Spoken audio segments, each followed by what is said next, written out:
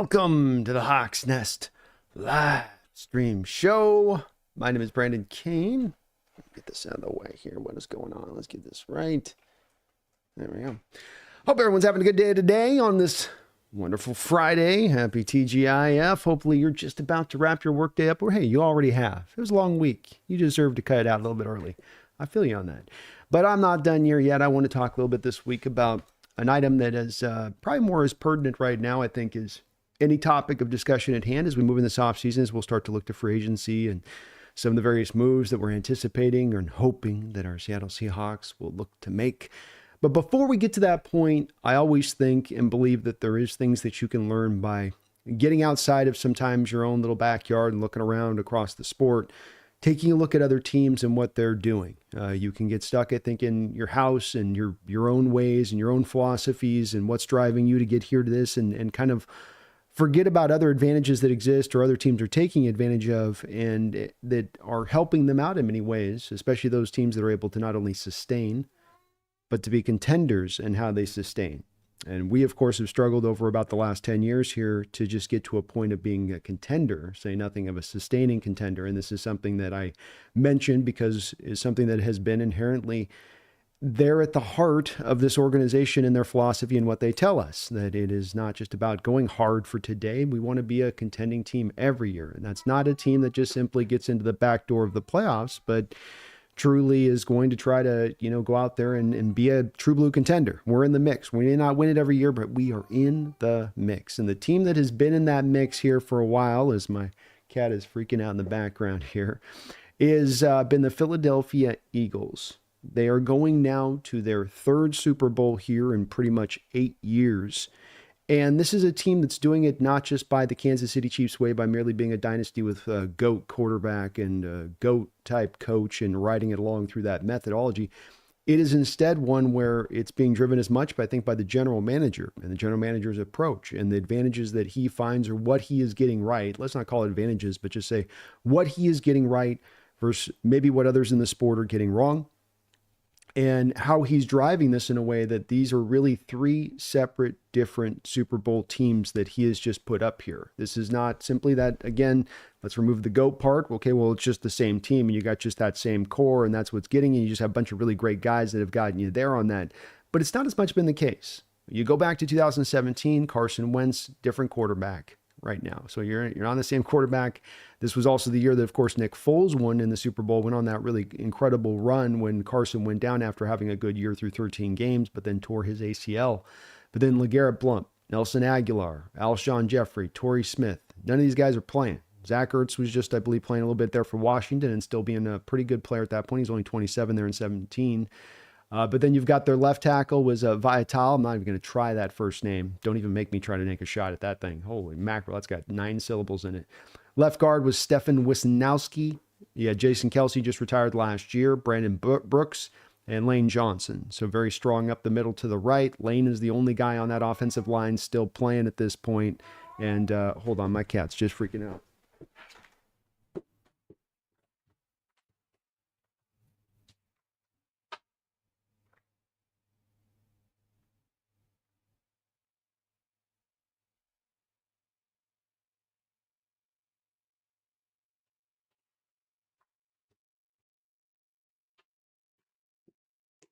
What happened? Cats decided to lose their mind here as soon as I went live today. So I don't know what's going on with her. So you've got a different, basically, team outside of Lane Johnson here is the only real returner off this 17 team. Defensively, Vinny Curry, Timmy Jernigan, Fletcher Cox, Brandon Graham, Michael Kendricks, Jordan Hicks, Nigel Bradham, Jalen Rhodes. You get the impression here that really you've only got a handful of guys from 2017. Sorry, one sec.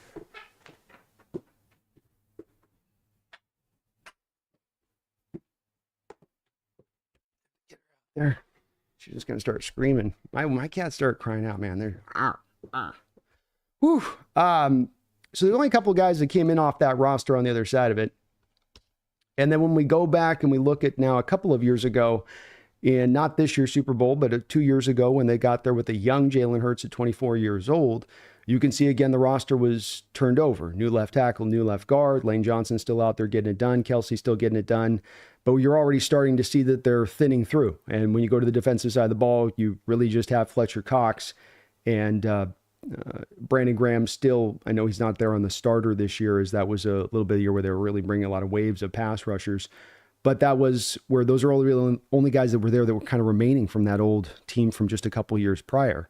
And so you can see right off the gate when we look at things that can be done and something that stands out, and this is a bit of the cut of the modern age a little bit, is that you got to be willing to kind of spin through your team at times. You know, we get drawn sometimes to our guys that we love and we want to hold on to, and that this is our guy. It's our guy. It's our guy. I understand that sentiment, and in other sports that's kind of rewarded. In football, it's not as much at times. And you can see that by how much they do turn this over.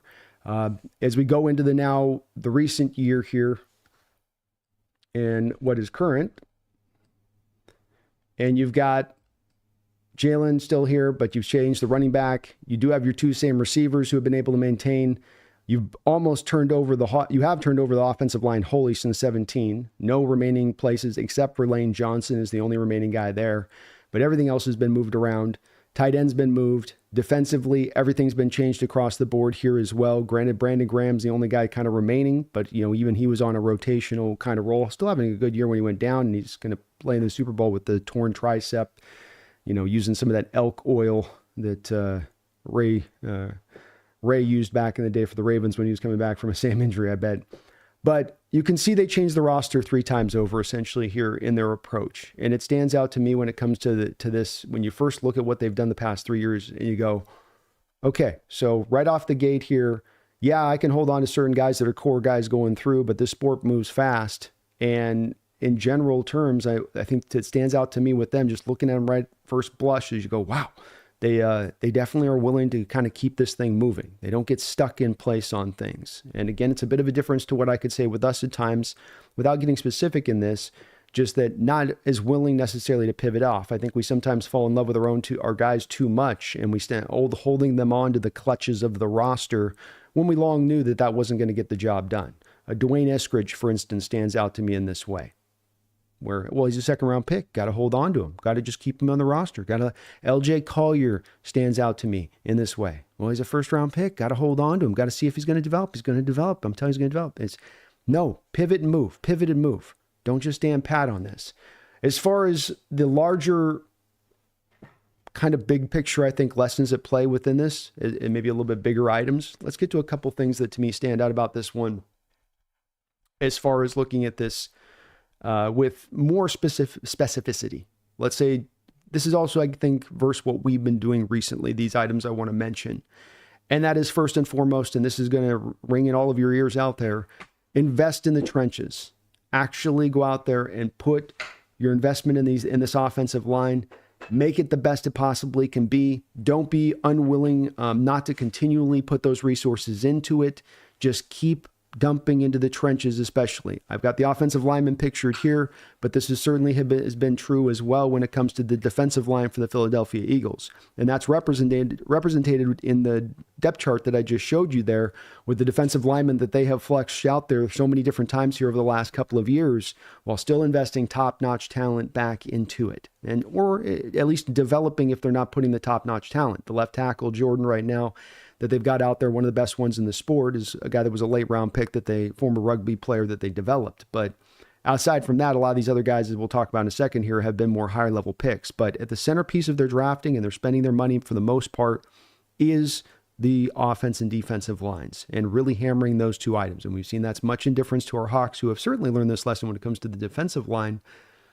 But they've been a bit slow when it comes to the offensive line and getting this one figured out, haven't they? And so one quick lesson off the top, I don't think any of you would argue with that one. The second one is the waves of pass rushers. That every year you go and you look at this team, and it's not just about who's the pass rusher on this edge or who's the pass rusher on that edge. It's always they've got 2 frontline guys and they've got some backup guys behind them. Their defensive line is also going to be well-rounded out with a variety of different guys that they can run through there. It's a lot of times set up with you drafting a guy a year out as part of that depth. So where we might draft a guy and say, we want this guy year 1 to come in and start like a Boye Mafe for us off the edge. They go, look, we're going to give him that year. He'll be a rotational guy. He'll come as a pass rusher, and then he eventually becomes and elevates into that main starting role. Like Nolan Smith, for instance, taken in the first round. And so you want to have these waves of pass rushers you can bring. Josh Sweat off the edge, Brandon Graham off the edge, development guys you got in as well. The Milton kid that they got as a defensive lineman is developed in a pretty good player as well in addition to this. So you have to have those waves. This is one where I think that we have kind of learned this lesson at times now in the last couple of years, a little bit more so, where you can see coming into last year with Draymond Jones and Uchenna Nwosu and Derek Hall and Boye Mafe, and then the interior with Leo Williams, Byron Murphy, Jaron Reed, where you're starting to kind of understand this and put this together in your own arsenal. But this was also something that I would say was not, if you look at the last 10 years from our Seahawks perspective and why the Eagles are into this place and why they weren't, when you look at our defensive line specifically over the past 10 years, this has been the modern adjustment John's made, but it's not been one it's been absent for a lot of the period of time prior to that, where they would do the just enough thing, a lot like they do with the offensive line. We'll go just enough. We'll get our starter here. We'll get our starter there. We'll lose Jadeveon Clowney. And then what we'll do is we'll go sign Benson Mayowa and Bruce Irvin at 33, 34 years old. And the combination of those two guys will be equivalent to the production of Jadeveon Clowney the prior year. In fact, we'll have more sacks. And you go, yeah, okay. So that's the good enough versus the Eagles, who will just keep coming after it, who just keep going, okay, here's Carter, why we have Fletcher Cox. We just did Jordan Davis the previous year, back with Jalen Carter. We're gonna keep hammering it on that. And we want waves of these guys coming at you. We know guys are not going to be able to stay fresh through the whole course of the year. We want to keep going at it. The other thing it does when you have waves of pass rushers is that when you have a good edge who tries to put you over the barrel as far as a contract goes, you can easily move off of him and you have his replacement ready there, and you don't have to spend a gazillion dollars to get it done. So when Hassan Reddick starts squawking about wanting to get paid higher, and he's a guy with some reputation starting to be built as, yes, a very good pass rusher, but also a guy that might not be as interested in playing the run, Eagles are like, well, we'll just have to let you go out to the Jets. And they kind of fleeced the Jets in that deal, didn't they? I mean, he didn't play until about 3/4 through the year and played all right at that when he did come back. So waves of pass rushers, kind of important. There's another one that we are not getting right anyway, unlike the waves of pass rushers, where it has come forward in the last couple of years. Your offensive line and a plan for the future in the offensive line, neither have been applied to this team in recent memory. This is both. This is a double dip. This is how bad it's been. You can't get the front line, and you can't even really get a developmental plan in place to be able to have something in place for those front line guys. So if you have, let's say, an elder statesman like Jason Kelsey, and you're worried at that time as he's running down near the end of his career, whether or not, he's going to still be able to get through a full season. Well, it's probably the final year for Jason.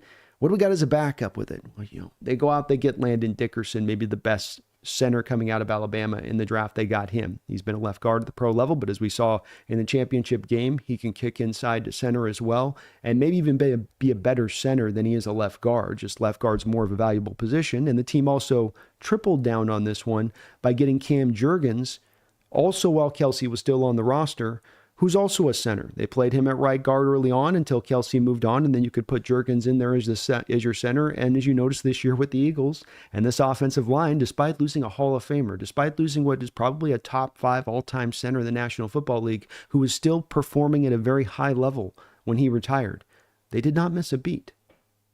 They did not have a dip in their performance this year because they had a plan in place for these guys set up coming in, because they do hammer it so much, because they put so much in investment into it. Again, much like the waves of pass rushers, it's not about having somebody say, here's the bare minimum you need to reach. It's like getting to greatness in a lot of ways they say about players. You want to come in and do the bare minimum of work. You come in and you do your 8 to 5 and you check out and you go like, I did my part. I did what I was responsible for. Or do you put that extra hours in? Do you go beyond? And they do this with their offensive line time and time again. It's the most, to me, impressive part of them being able to keep this continuum going through this 8 years, where it's not, there aren't really bad dips. They're always usually in the mix. They've now going to their 3rd Super Bowl because they understand this with the offensive line. Has Lane Johnson remained a steady rock at right tackle? Yes, but he's also had some injuries, comes up at times. He's out some games. You got to put him in there. But I mean, they lost Brandon Brooks. Think about it. When he was in his prime, a guy all-pro like right guard, hey, we're good there for the next maybe almost decade. And he just had some mental stuff go on, just kind of lost the love of the sport. I'm out. And they got other teams like us, we'd be scrambling in that moment, losing that kind of caliber of player. We haven't got a guy as good at right guard as Brandon Brooks I don't know. It's been a while. It's been a while. I can't remember. It's been a long time. Let's just say that. Man, this line's been bad. So a plan for the offensive line, big part of what they do as well. It's not just about the here and now. It's also about tomorrow. What happens if we have injury? Tyler Steen out of Alabama was a guy that they took in the second round this last year. Again, the reinforcement comes back in. Doesn't really need to play much of this year. Bam, he's in there at the end of that game in the championship, getting very important snaps in a conference championship game because you put the offensive line investment in. You didn't short sell it. You didn't bare minimum it. You went all the way. Spend wisely, but take big swings. The Eagles are not shy away from putting down their wallet. The Saquon Barkley signing, if they are going to come to win this Super Bowl, is going to go down as one of the best all-time free agent signings in NFL history. But it was a risk. A.J. Brown coming over from the Tennessee Titans looks like a no-brainer at this point, being that it looks more like the Titans in their idiocracy in not paying this guy that is so good, and then looking what they've done in other moves commensurate after moving A.J. Brown. But A.J. Brown also had a lot of worries about that knee. We can see right now is in the playoffs, he's not, and injuries are going to mount up for a guy's played this many ball games here through the last couple of years in the playoffs, but he's definitely looks like he's been pretty beat up here. And I think there was some real definitive worry from the Titans about that knee, and was it a ticking time bomb? Would it explode at any given time? Or how many games are you going to get out before that happens? How much guaranteed money have you given the guy before that happens? It's worked out great with the Eagles. It's a fantastic deal for them. They gave up that first round pick. They took the big swings. They didn't say, for a team that values first round picks and that gets first round picks so right so often, and I'm going to show you a list of them in a second. For a team that does that, not still unwilling to make a trade like an A.J. Brown deal. If Myles Garrett's opened this market and he's available, do we think that the Eagles will shy away in the least of going out there and making a run at that kind of move? They spend wisely, that they're willing to spend, and they're not afraid to take the big swings.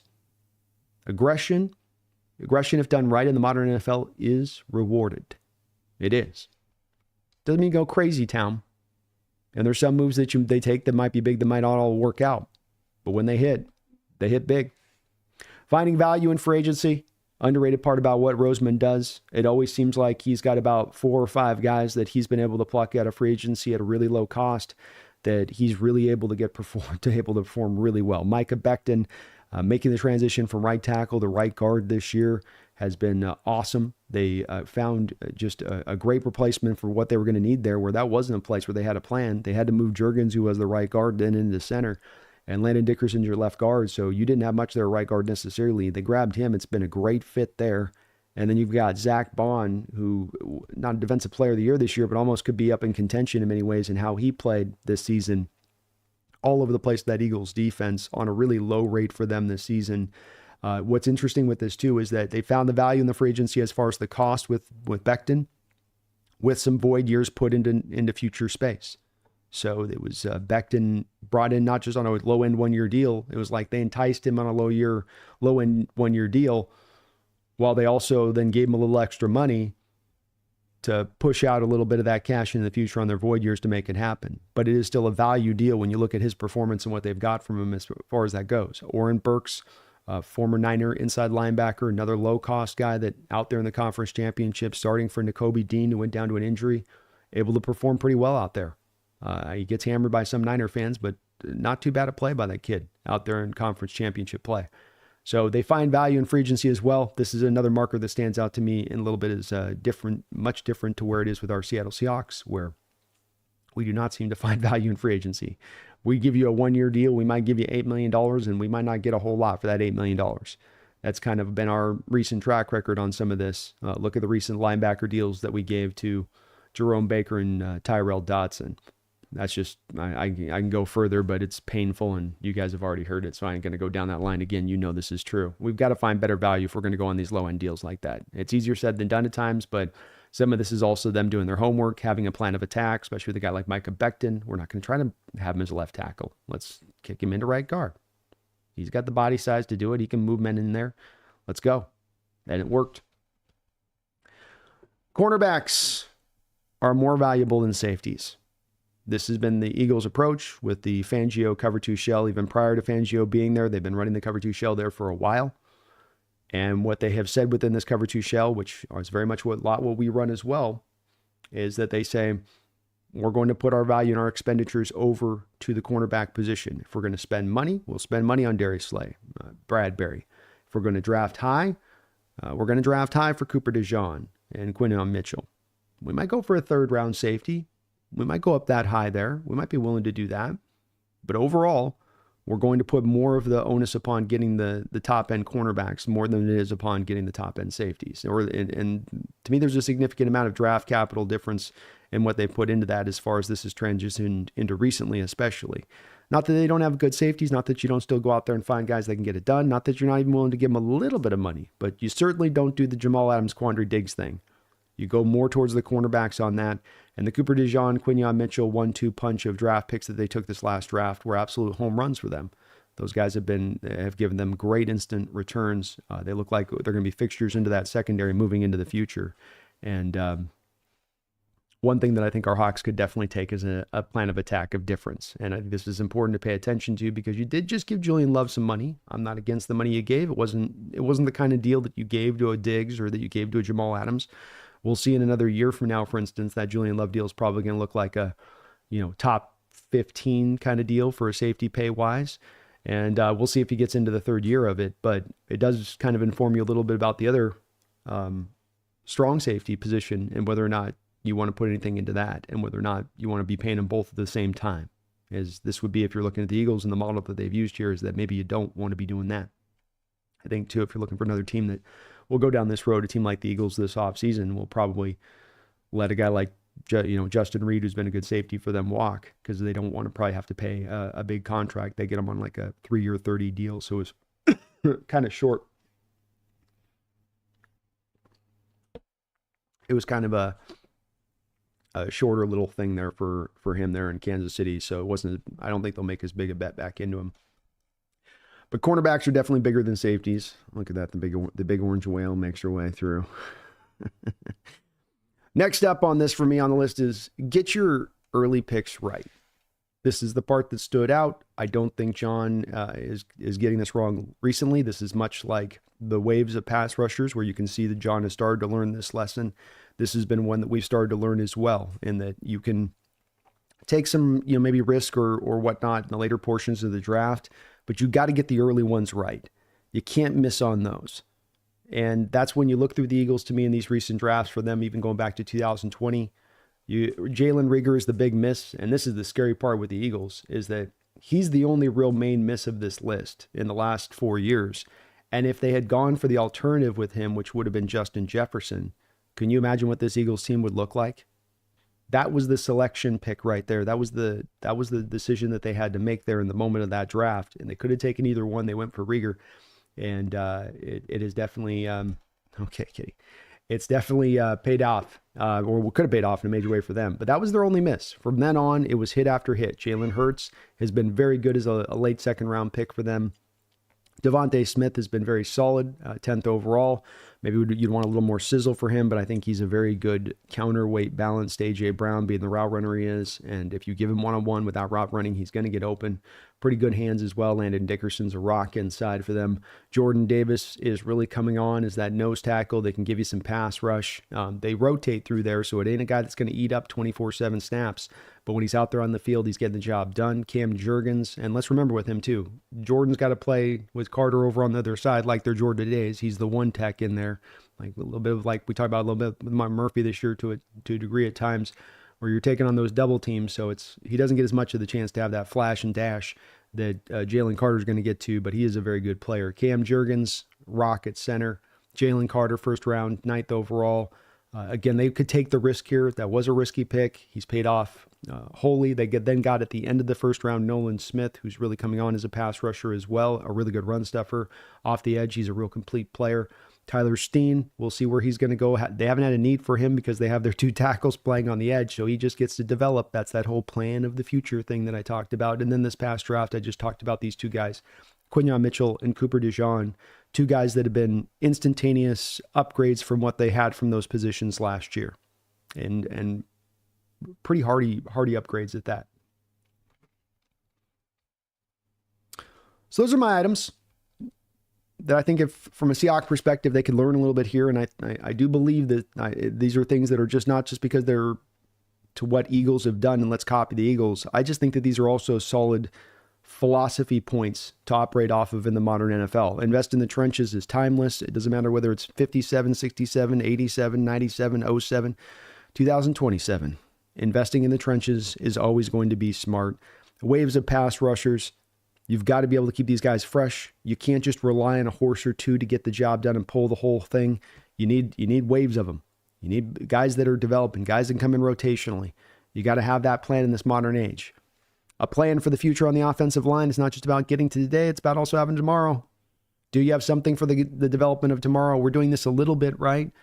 A little bit. I like a Mike Jarrell as a guy there's a development guy. If you do come to a point that maybe you're not there on cross or Lucas Long-term, is that a guy that could maybe develop? Luamea, can he get better in pass protection, be a developed guy? But those are not the certainties necessarily of what the Eagles had in Cam Jurgens or Dickerson when they were waiting in the ranks. We know these guys are going to be good pros, which is a matter of time. We've got a little bit of a logjam in front of them. Spend wisely, but take big swings. Don't be afraid of big trades. Don't be afraid to spend money in free agency.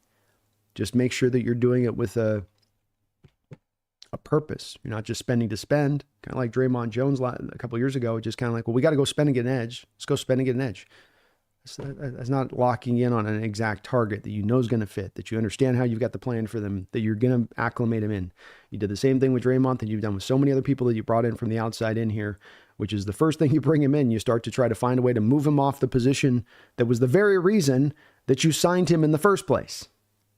Spend wisely, but don't take big swings. Find value in free agency. Easy said there, easy done. Cornerbacks are more valuable than safeties. Don't forget that. Let's not try to outsmart ourselves on this one. I understand you want to sometimes zig when everyone's zagging and hey, everybody's going like a herd this way. We don't want to necessarily go with the herd, but this is one way where the herd might be just a little bit right.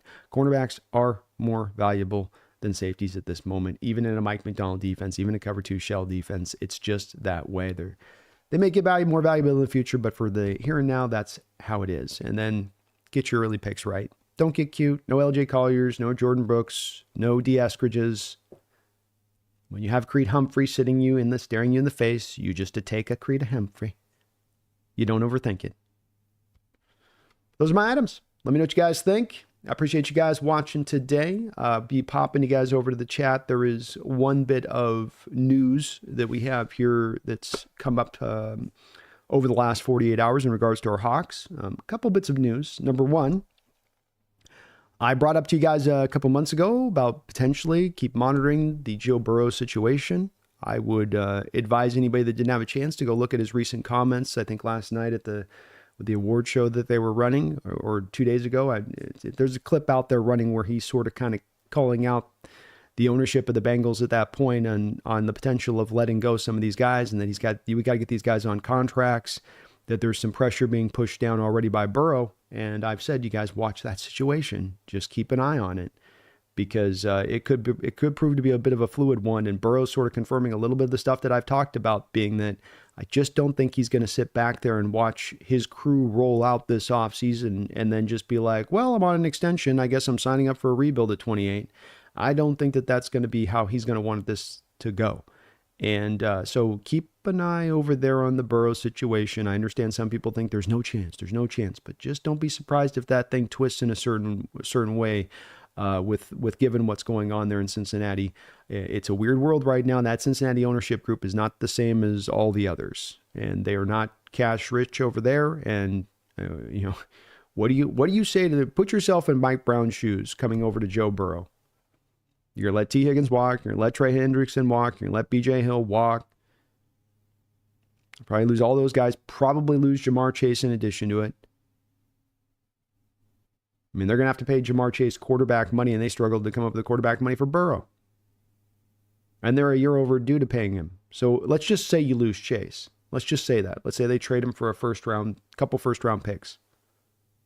So you're going to come back, if you're Brown, to Burrow and say, all right, Joe, we lost T, we lost Trey, Jamar's out, but we got all these first round picks now. I'm gonna build you a line. We got some receivers we'll get in this draft.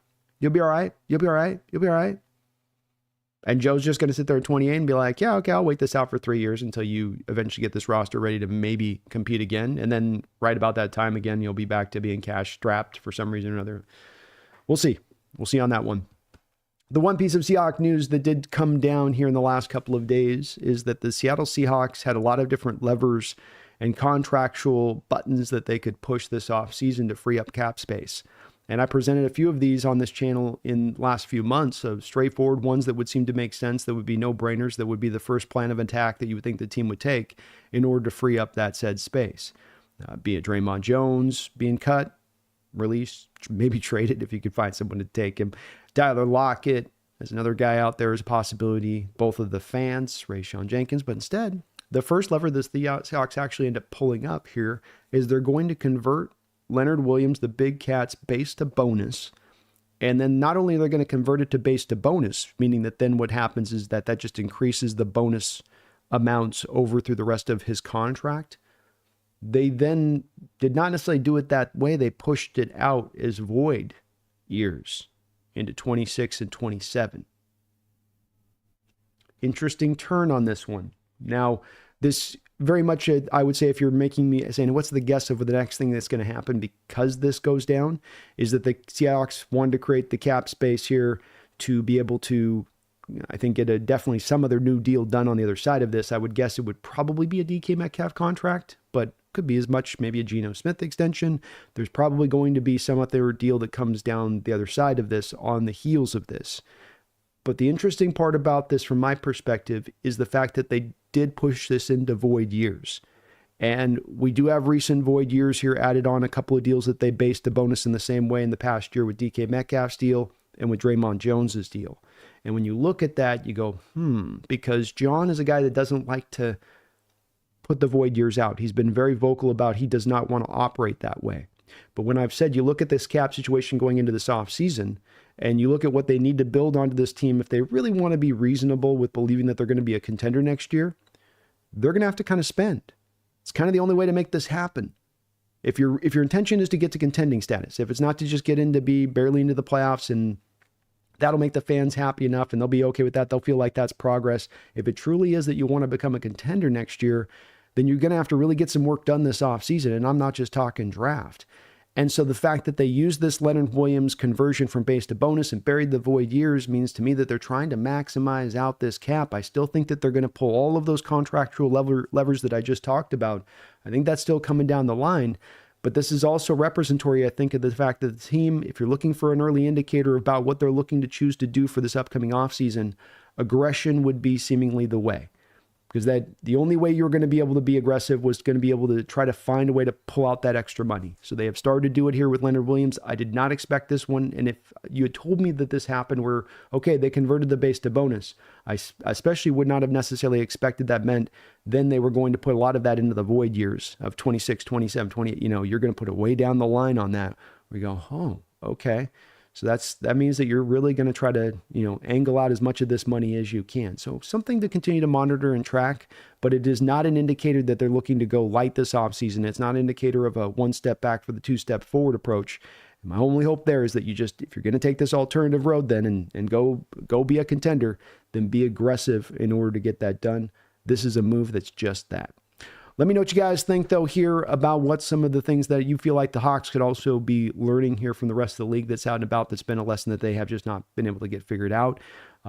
Is there anything that you disagree with on my list? Let me know below in the comments. I know, as I always say, when this is going to usually be quick shows, but this was going to be just a quick show I wanted to pop in and out on with you guys. And I will be over on Twitch, too, so be up on that, but want to get this show in this week with the Super Bowl week. I've been thinking about this topic a little bit with this Eagles team and really an affinity for Howie Roseman and how he does business over there, whether it be the roster, whether it be different coaches. He has been able to keep them up at the right place, and it's because they do things very smartly and intelligently. And it all kind of comes down to doing that at the end of the day, is if you're operating in that stance of things, you got a good chance. Dogzilla, how you doing? Says first, go Hawks. You are the first man. William, hey. Dogzilla, would love to see Saquon get an MVP. That'd be cool. I will say, if they want to win this game this weekend, from the Eagles' perspective, I walk into it from a Sirianni standpoint of it, and I say, I'm going out on the horse I rode in on. And this is what the Niners didn't do last year with Christian McCaffrey, in my opinion, especially when you got to the second half. And I think they pass it 9, 10, 11 times in a row, where you go, look, I'm going to come in there. This guy's my MVP, probably the MVP of the league. He's not going to get the MVP that he was the MVP. I'm giving him 35 touches in this game. I'm going to wear his ass out. I don't care about tomorrow. And this is for a Super Bowl. Use him again and again and again and again and again. I would all day long, if I was from the Eagles' perspective, I would just keep working him from out of the backfield, handoffs. But my goal from a Sirianni perspective would be get him to 35 touches in this game, and I've got a dub. I would really believe that with conviction. Mike Ologreasy, happy Blue Friday, man. Nitro says, a lot of these Civ 7 reviews aren't good. I heard you can make a Spartan as strong as a tank. Yeah, I'm struggling. I waver on it. I'm not in full on like, this sucks. But I was playing last night and I'm trying to get to that point where you're, next turn. And it's definitely got a lot of repetition to it. And it's just kind of,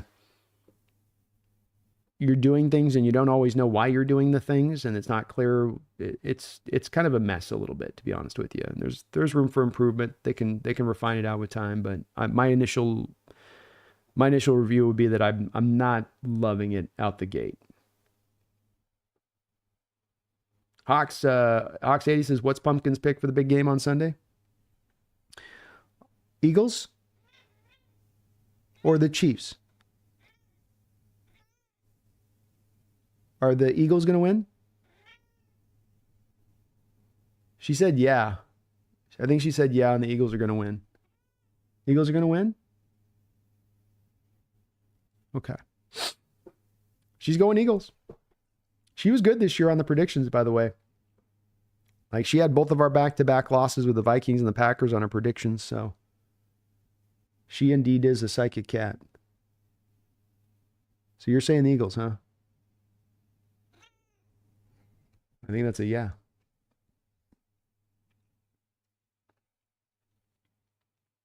Flag says Dickerson and Juergens while having Kelsey on the roster is a thumbs up. That's a big sign right there, isn't it, Flag? Where you get that done. It's where so many teams would be like, we got Kelsey. He'll play forever. It's fine. It's great. Kelsey will never go anywhere else, or we'll just ride till the wheels fall off and we'll just get somebody else in there and we'll, address other positions because that one's fine. But you got the replacement and you double dipped when you realized Dickerson was a really good left guard. Like, well, let's not move Dickerson. Let's go then find another replacement on it. If that replacement don't work, we got Dickerson who can slide in there and then we go find a left guard. You got different ways to get yourself out of issues and problems rather than pinning yourself into a corner.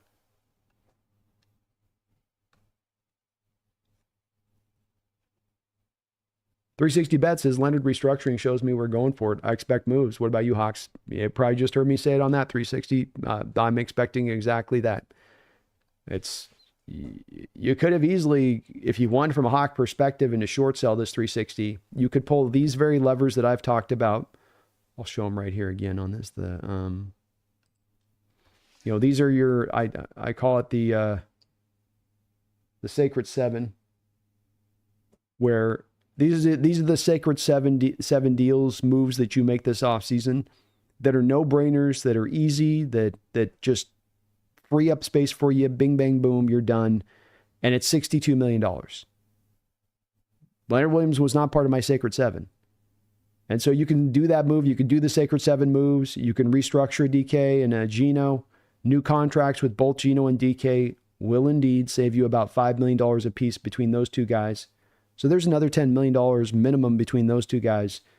Say nothing if you did move on from a Geno, which I'm not expecting, but just there's a lot of flexibility here from the Seahawks perspective, now made all the more so with this money that you just saved from the Leonard Williams restructure. I see the same 360. I do see very much the same. Flag says spend wisely, like don't spend $7 million on Greg Olsen or the ungodly amount we've spent on Draymond Jones. That would be a good way to go. That would be that's what I'm advocating for. And guys, it's not only the general manager, Philly's scouting team, and the whole organization is just on another level than Seattle. I would agree. They are the creme of the crop, And it isn't just Roseman, but he is definitely at the center of a lot of these decisions and these major decisions to keep this thing churning through. where I think a lot of other general managers play things so much more safer, with, hey, this is what's working. Let me stay with what's working. Don't break it if it's not broken. But in football, you kind of have to sometimes break it if it's broken, because you got to anticipate how fast the sport moves, how quickly players' careers are at the height of heights and then bam, down to the low of lows. Duran says, could we see John handing out an extension to anyone in the 2022 class this offseason? The only one I see for sure, Duran, is Charles Cross. I think that he's the one that makes the most sense. I think you can come to a dollar amount figure that would work for both sides, and he's earned it. Abraham Lucas is also a potential guy that pops up on this a bit for me, where you could maybe get a year out ahead on this, Duran, and feel like, look, we have a lot of faith and trust in his knee. And that emboldens us to feel like we're going to sign him to the extension. We get him on a lower end deal right now because we give him financial security, and both sides get to be kind of sort of like a football version of the Julio Rodriguez deal, if you were. I'm not calling him a Julio Rodriguez talent. I'm just saying, be like kind of like that kind of deal. You're getting ahead of the sticks. You're right, Duran's with me. He says Cross seems like the most likely. K9, I don't think K9 would get one, Duran. And if he does, it's going to be on a very low end deal, where it's very, very moderate, like probably below even the Chuba Hubbard deal, I would say. But I think it's just Cross.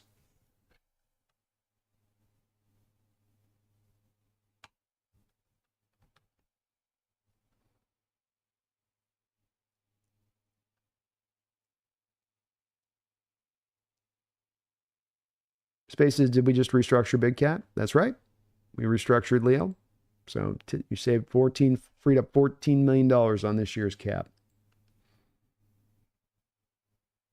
Duran says, obviously, I'm hoping John is going to try his best to get Myles Garrett. Could be that. Could be a move in that role. I'll tell you what, this fan base would be freaking out if that was the case. Pumpkin, don't attack my cat. Don't attack my cat. No, hey.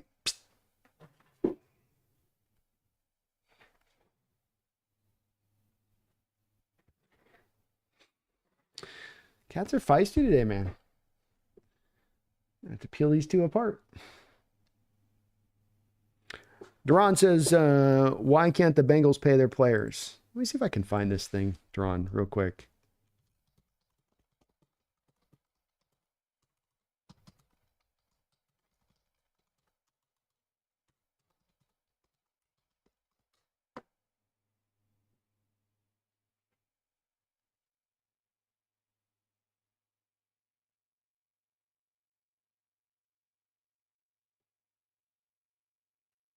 All right, let me show you this.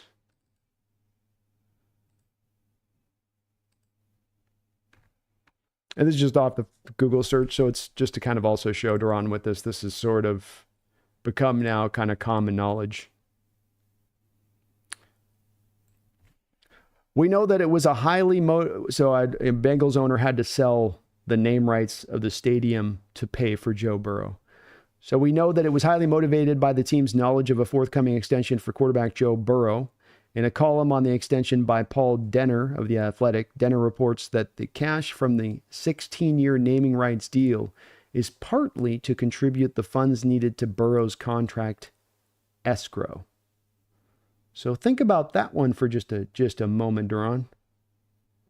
Why would an NFL team that making reportedly over multi hundreds of millions of dollars of profit every season need to sell 16 years worth of naming rights of their stadium off in order to give their star quarterback a contract extension for a team that's contractual books aren't that pressed? Not like they're in a Niners situation or in a Saints situation or, they got the money. They're one of those floor teams, Duran, You go, So now they're coming up to Jamar Chase. And Jamar Chase is now through year 4, meaning that year 3, you could have paid Jamar Chase. And Jamar is not happy about this. Jamar was very vocal about his unhappiness about this at the start of the year when they broke off negotiations. Because the Bengals are sort of using this 4th year of leverage on his rookie deal of a first-round pick over his head on this one. You forced him through another year of that. And if I'm not mistaken, wasn't Jamar now just like the triple crown winner, wide receiver wise? So if the cost was going to be last year, you're going to pay me the Justin Jefferson price at $35 million. Doesn't it now, Duran, become $38 million a year? And if you struggled to pay Burrow on the last one, this money ain't that far off the Burrow numbers. In fact, it's worse than the Burrow deal by the Bengals' account of this with Jamar, because you have to give Jamar the bonus money. With Joe, you gave him the bonus money, but it was option bonuses, which is part of why Joe's deal is movable, is because you put the option bonuses buried into the depths of the deal. It's guaranteed to Joe, but it's not money in hand. You can do that with a quarterback who you're giving $250, $275 million to. But when it's more like a receiver making around the $100 million mark, they're going to be like, nah, I want half my bonus now. So it's going to be kinky on that with them getting this one done. And Duran, they just had T. Higgins franchise tagged. He's walking. My, oh my, he's walking. And so he's on his way out. I think TJ Hendrickson's going to command $30 million a year. He's on his way out. BJ Hill is not that good, not great, but he's solid for them, and he's been the replacement in there partly for what they lost already in DJ Reader the prior year to Detroit. It could get lean in there real quick for that team. Yeah. It is. I am doing some advanced math on it, so I'm kind of doing some like projection here. I'm projecting my want for it, bro. Duran, do they literally make as much money from games merchandise as the average NFL team?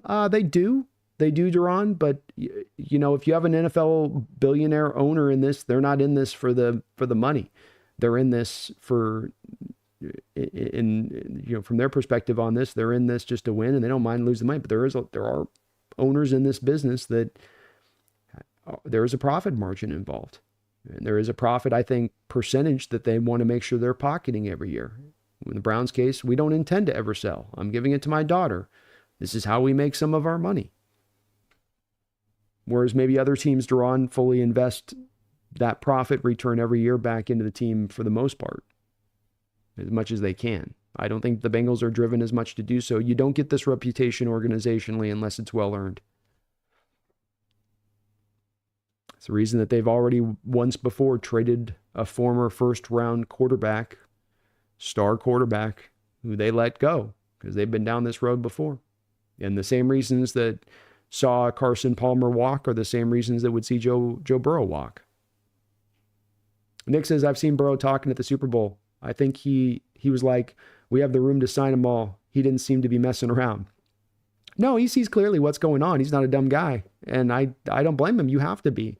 Your career can be a little bit elongated as a pro, as a quarterback in this sport to a degree. But, he's 28 and he's going, that'd be a tough hit for me too, to watch all that go down. And maybe the Bengals figure it out. Maybe this is the year where they're like, okay, we can't do this. We're going to risk losing our star quarterback if we keep pulling this crap. All right. Okay.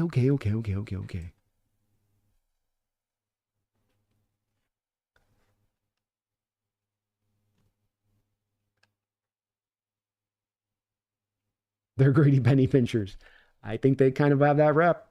And I have no real, my opinion on this is this, there's plenty of people that would be lining up to want to own a sports franchise who would be invested to make it a winner. And you owe it to your fans locally to do everything you can as an owner. You don't have to go to the crazy town of the Saints or the Los Angeles Rams who were in there in the pocket of what they were doing, where it was, F them picks and spend all that money. It doesn't have to be that much, but you can't be cheapskates. You're doing your fans, you're doing your fans dirty with that.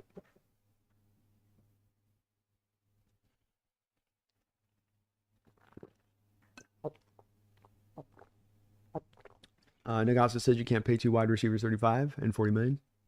You're right, Nagasa. I was just talking to Jake about this over on Roundtable because he was talking about trading for that Wilson kid. And I'm like, well, that means you're going to have Wilson and Puka's contract both come up at the same time.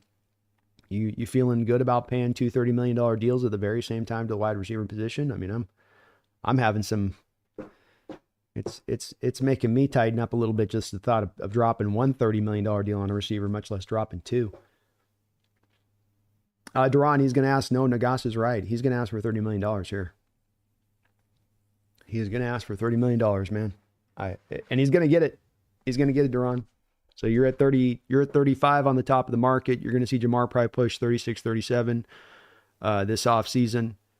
You've got your, can T not say that I'm every bit as good as I'm a different receiver, obviously, but every bit as good as an Amon St. Brown. Just signed his deal. There's so many of these deals that are signed up there. There'll be so many more of the receiver deals signed up there this offseason that will lift up even those receivers like T that might not be in the same, that are not at the same level of a Jamar or a Jefferson but he might be kind of close as far as an equivalent as far as to Amon. These receivers are just getting expensive as hell. If it ain't 30 Duran, it's 29.5, 29. It's going to be right up in there. Because the thing with Duran, with T that's happened is the same thing that happened with Jamar, is because the damn Bengals organization is so effing cheap that they're trying to hold them on that, rookie deal as long as they can.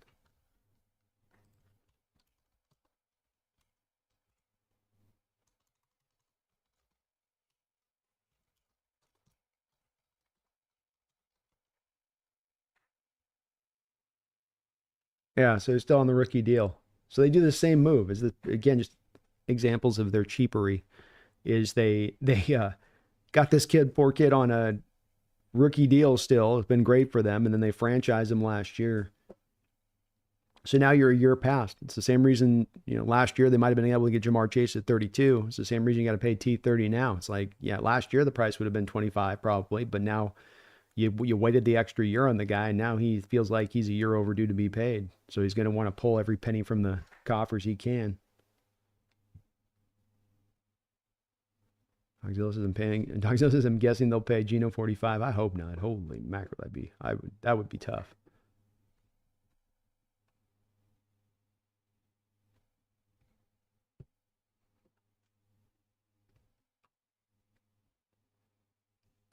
Oh, Tony Bag of Donuts. I love that name, by the way. Thank you for gifting out 5 subs, Tony. Very kind of you for doing that, man. So we've got Video Game Sports, Metcalf Season, and Daryl Chapman, Samuel Carlson, and K-Jab. You all just got gifted memberships here by Tony Bag of Nuts. So Bag of Donuts. Let me say it right, Tony. You're kind enough to gift me some subs on that. I can at least say the name right. But I appreciate you for doing that, man. Thank you so much. And you guys enjoy the memberships. Keep an eye on your community posts if you could. I will be keep posting out those memberships throughout this off season. We're going to get another one up here, if not tomorrow here, within the next couple of days. We'll get another membership video up there with you guys rolling and discussing and whatnot. But you're the man, Tony. I appreciate you for doing that. Thank you so much. Let's go. Lethal says, don't see how much better we can get by cutting a bunch of players to afford to extend a couple. Maybe you add 1 or 2 actual impactful free agents. Does that make you a contender? Well, I would say this, Lethal. First, when it comes to the cuts that would be needed, let's operate off the cuts that we make. One of the reasons I call these sort of the sacred 7 cuts is that these are all moves that are made that don't really hurt you, is my opinion. I don't think Draymond Jones is giving us a lot. I think Noah Fant gives you easily replaceable. He got 500 yards receiving. I think that's, especially in this draft, which is one of the deeper drafts for tight ends we've seen in maybe 10 years, if not 20. That's easily replaceable. Guys can walk in at the tight end position and produce like the receiver position pretty quickly for you if they're good. Tyler Lockett, similar to a bit of like Fant, where it's like, yeah, you get something there a little bit, but it ain't worth $17 million a year. I can replace that production of what I'm getting there and just pull all that money back. Uchenna Nwosu, you've gotten nothing from him basically for the last 2 years. It's not his fault. He got the dirty play in the preseason, all that stuff. But at the end of the day, you're not getting a lot of guarantees in the future that he's going to remain any more healthier. George Fant gave you nothing last year. Hard to see them coming back with him another year older with the injury concerns he already had last season, even more exemplified off of this last year as he lost the whole year due to injury. And then Roy Robertson Harris at $6.6 million gave you nothing last season. So none of these cuts to me. Rashawn Jenkins, $5.4 million. I mean, the Rashawn Jenkins deal was always a 1-year deal. And he got outperformed by Kobe Bryant. I think you look at the draft and we go get a guy in the 4th round that can replace, give us what we got from Rashawn Jenkins. So you're really you're not cutting or losing a lot. Would be my point to this, Lethal, is that you're not really cutting a lot. It's like, I get the point you'd say is that you're cutting yourself back on all this talent and production to then hopefully get these things that can override that, but it's really not. You're cutting dead weight. You're cutting and trimming the fat in order to add lean muscle. And so if you cut enough, then you can add the type of lean muscle that can truly be impactful. And if they're going to do things like this Leonard Williams restructure on top of it with like this $62 million and creating cap space with the new Geno deal and creating cap space with the new DK deal in the first year I'm talking about, if we're talking about just Lethal Lance this year in 2025, well, now, yes, you could go sign 2 quantitative quality interior offensive linemen. And Lethal Lance, if you went out there and got 2 above average offensive linemen at, let's say, the center position in left guard or the center position in right guard, and you're able to retain the guys that are key on this team. We don't have a lot of, you keep Jones in house, your inside linebacker. I think you can push yourself up into that place of things. I do. Because part of the benefit of getting the offensive lineman that are veteran is, unlike many of these rookies that we've rolled through here recently, is that you don't have to wait on the development cycle with them. These guys should come in ready to go. They should be able to start up the cohesion chemistry stuff a little bit faster because they're not having to learn the sport from sort of square one. But I would believe that that's an approach they could take that could have some success.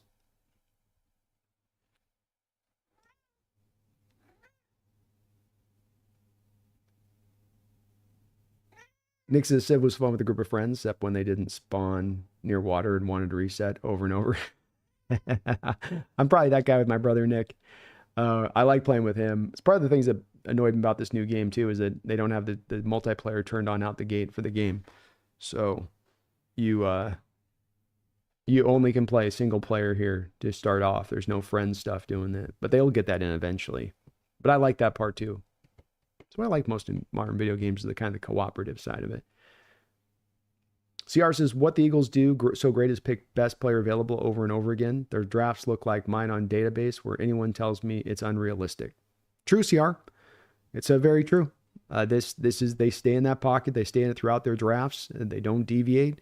And there are hardliners on that. But you're right. That's part of what's met them out these great drafts, is that they stay in alignment. They don't get pulled to need. And I think there's always that pull to need. There's always that little tug on the heartstrings. Duran says, thinking about this just makes me realize how stupid the Jamal Adams trade was. Yeah, it was pretty bad.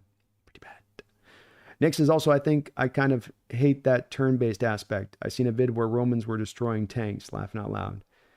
Yeah, that's not good. They're going to need to fix that. I shouldn't be going that way. Ross has got the Eagles, 33-17. Carter with 6 sacks. Steve says, yeah, I do remember on draft day, we passed on Carter. Troy passed on Carter. I would love to see the file. I wish I had access to the file on Carter the GMs had with him on his background check. I'd love to be able to just read through it, just on stream. It's like August 21st, 2021. He's a monster, though. He is. He's a bad dude.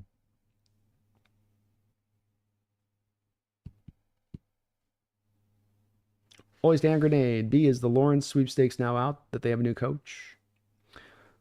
It certainly is possible that he's still moved, but yeah, nothing we've heard about that he's on the move or on the market or could be opened up as far as sweepstakes go. And they got the offensive coach, which would lead you to believe that they're probably going to stick with him, I would say, if I was to guess their hand grenade.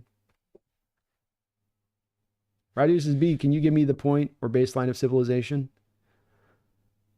Well, it's that you got 4 different methodologies to basically win the day. I mean, like the old way was this way. I don't know what the new science is, but you have science, culture, domination, diplomatic.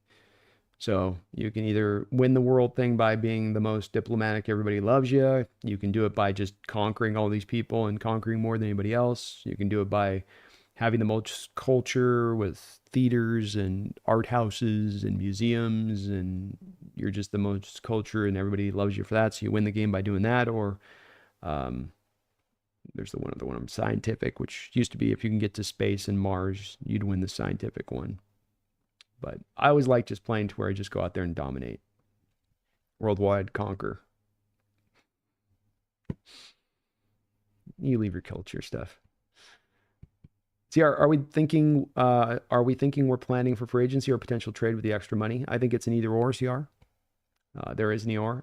What I would find a bit interesting, I suppose, about this is that this comes before the other levers were pulled, which would tell me that there's probably more of either an extension in-house here or a trade coming. That would be my more guess, but it also could be that they're just clearing the decks for free agency. It's not out of line to also have it be that too, but I'd say the first are more likely, where it's trade or an extension in-house. I think we're likely to probably hear an extension in-house would be my main guess.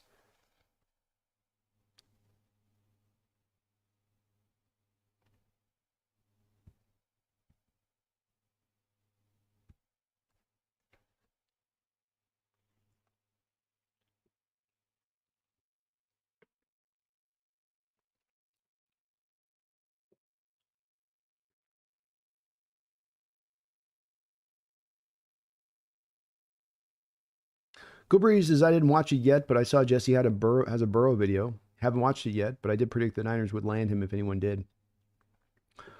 Niners are in an interesting position with their draft pick status this offseason, where they certainly do have a really high draft pick. And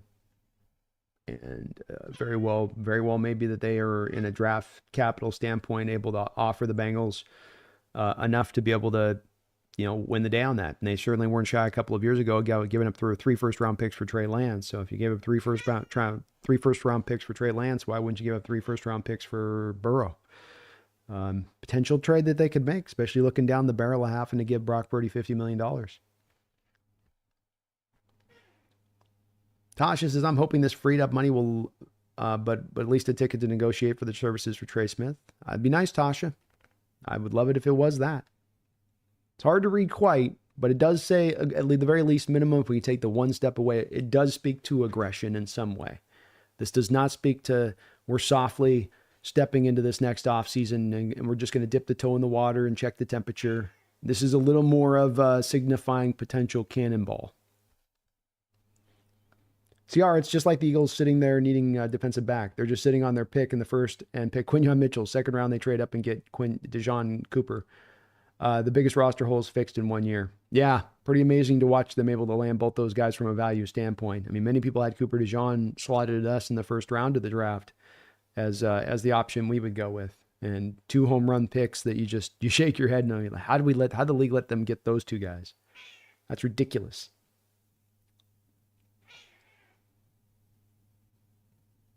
Ron says that owners want to give everyone in their family Lamborghinis and mansions, laughing out loud.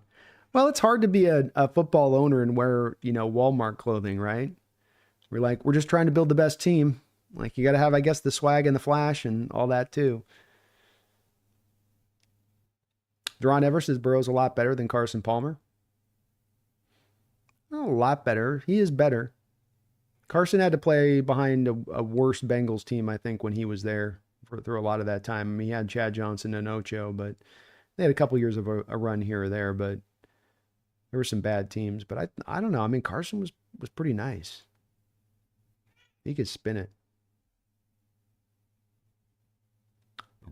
Eric says maybe Geno in a second this year and a third for next year, Joe. Oh, Eric, you're going to have to give up a Godfather offer, man.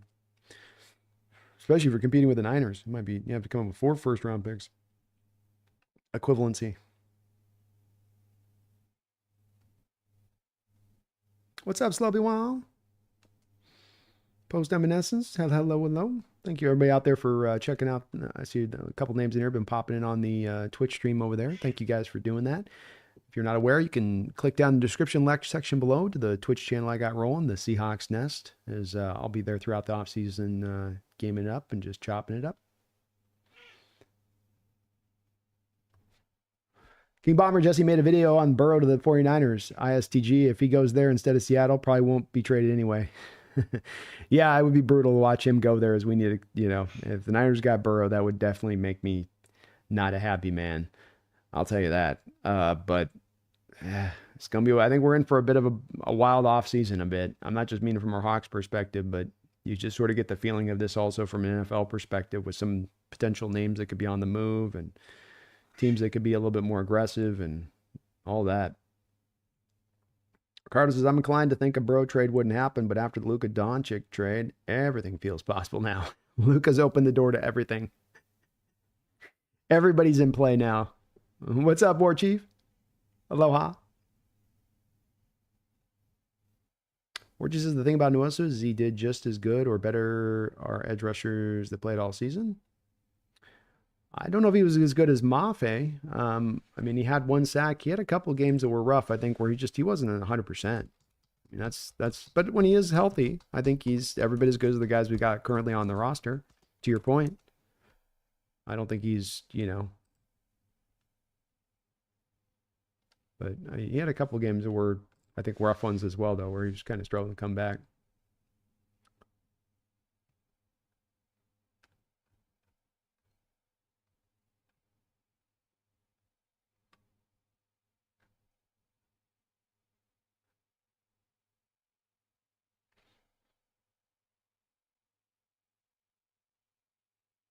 Ryan says, guess how many Super Bowls J.J. Watt, T.J. Watt, Joey and Nick Bosa, Micah Parsons, and Myles Garrett have combined? 0, I believe.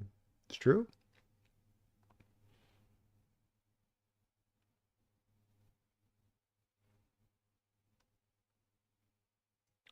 So he says, haven't been watching, but I've been watching the VODs. Do you think it's possible we sign Trey Smith and also trade for Garrett?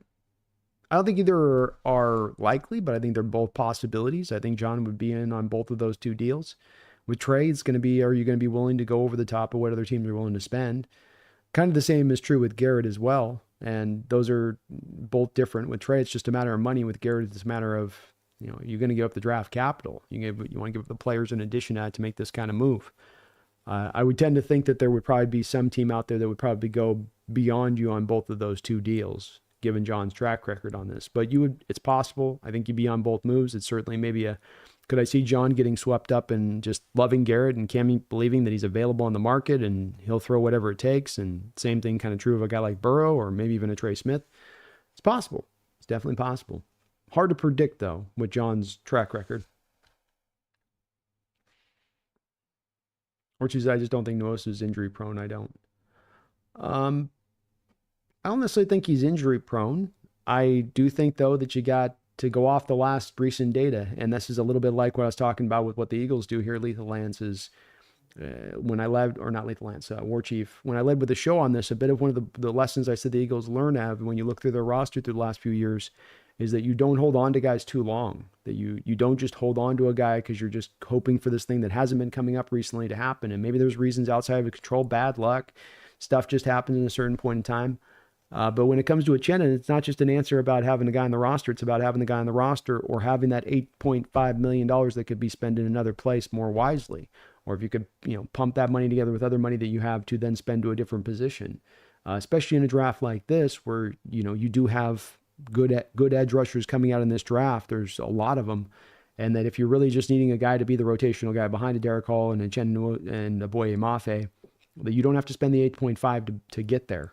As in the equivalency.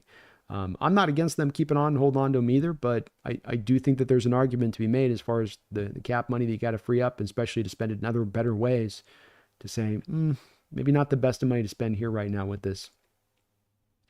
Lethal says, I think I agree with that. Do you see them signing big free agents with some void years to try to go for it all and have a 2-year-ish window, or still go conservative to keep our future open? I think John's opening himself up to doing the void year thing. I've thought for a while with this that if the true intention is going to be to try to contend in 2026, Lethal, just this 2026, if you're really thinking that you're going to contend, if you believe that in your heart from a John Schneider perspective that that's what you want to do, then that's going to mean that you're going to have to bury void years into 26 and 27. And the first move that he's made to start us off after I made that prediction is burying money in 26 and 27, 28 with the Leonard Williams deal and the restructure on that. So that would indeed tell me that, yes, he's looking to, at that point, throw some more void years on some of these deals that he sets up in order to get them facilitated. So you beat a Trey Smith deal where you beat out the rest of the suitors, but you end up bearing $8 million in 2028 on his deal in a void years, or in 29 on a void year, to get him an extra $9 million in guaranteed or something, push it over the top.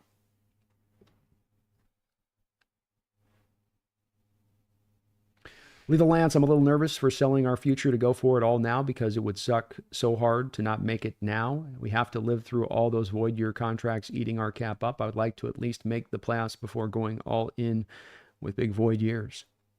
Very fair points, Lethal Lance. And I said on our previous show, we were talking about a lot of this on every offseason. There's a little bit of a theme that I have going into the offseason in regards to where the team is at and what's going on with the team. And the theme going into this offseason is fork in the road. The fork in the road was this, Lethal. You could take two different paths. One path was to do what I think you would have advocated for, which was to take the one step back, to take the two steps forward, clear the bad money off the books, get yourself outside of the bad cap situation in 2025. Don't pull any money out from the future to make the now happen. Just get through the now, get to the future, and then lock it in then. Or you could take the fork to the right. And the fork to the right is to be hyper aggressive and to bury void money years and to restructure deals and to go hyper aggressive in that way. The reason I believe that you had to do that, Lethal Lance, is that would be what it would take to become a contender. You were not going to, folks, I'll say this to you right now and say it loud as I can to you. You were not going to be a contender by merely going through your normal operating order of business this offseason. It was not going to happen. 2026 would not be a contender by you doing that. It was going to take this push if the intention is to be a contender. And again, I say this, Lethal, saying, I'm a guy with you coming in this offseason that would have been right with you on this one and going, if you guys asking me if I'm running it in the way I would want to do this and what I'd be telling Jody Allen if I'm a general manager and what I'd be trying to sell to her would be going, I think Jody, actually, I know you're not going to maybe want to hear this, but I kind of want to actually advocate a little bit more for, maybe taking the one step back for the two steps forward. But the team with this indication of Leonard, they're not doing that. And the only thing I have wanted is beyond necessarily taking the one step back for two step forward. I just want to make sure you guys are going down one of those two roads. In between the roads is the haunted forest on either side. Stay out of the haunted forest. Just go down the two roads, stay on the road, and you'll be safe. Either of those two roads. So I get where you're coming from completely. Void years are definitely ones that can get you into some trouble. But if you are trying to truly get to a contender, Lethal, and you look across the board at the teams right now that are contending teams, the Philadelphia Eagles, the San Francisco 49ers, even the Chiefs, I think. There's many of these teams are doing the voidable year thing. The Rams, when they were winning the Super Bowls, were doing the voidable year thing. Contending teams do voidable years. It is the price of admission. It's the new thing you have to do to contend. Everybody's trying to do everything they can to maximize every last advantage they can that's up their sleeve.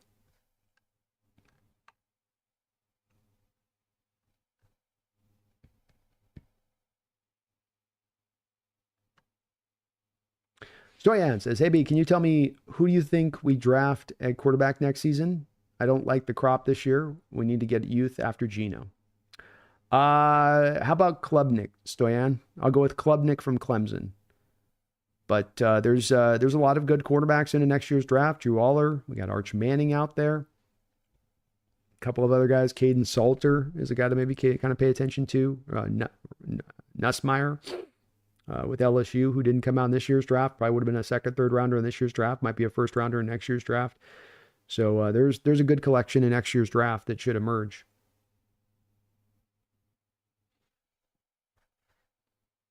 Lethal's, I'm a little nervous. We're selling our future to go for it now because it would suck hard. It would suck, man. I'm with you. It makes me nervous. All right, it would be, what do you think Brendan Caron's future career, enjoying the Raiders?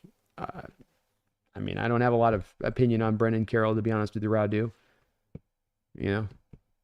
I don't know really the effect that was had with him here when he was here, but, good for him going back with his dad, I suppose. Warchi says, B, seriously, man, am I the only Hawks fan that when asked who he's going to go in for in the Super Bowl, my response is, I hope the ground opens like Batman and swallows both teams. Am I wrong for that? No, that's a completely sane, realistic reaction given the two teams that are in this thing. It is though, Louisiana, with all of their dark black magic they got down there, War Chief. So we got to be careful on that, you know. There's already too many spells flowing every which way. Brian says 49ers, Burrow to 49ers. Let's say they actually did that. Would anybody take Purdy in a 3-way trade scenario?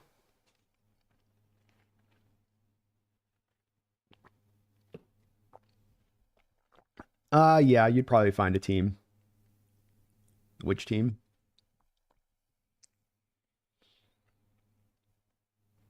I think the thing that you could do with Burrow is that you could move him to a team after that. And if he, you'd probably try to move him to a team that gives like a third, fourth round pick for him and then signs him to the contract extension. I don't know if you're going to find a team to do that, but then you'd probably just move him to a team that would say, all right, we'll bring you in to be our starter this year, but you're going to play on the final year of your rookie deal. And we'll decide after this year what we do with you then. And that could be the other way it would go. You certainly aren't going to keep him in-house at that point. If you're bringing him in, he's going to get moved.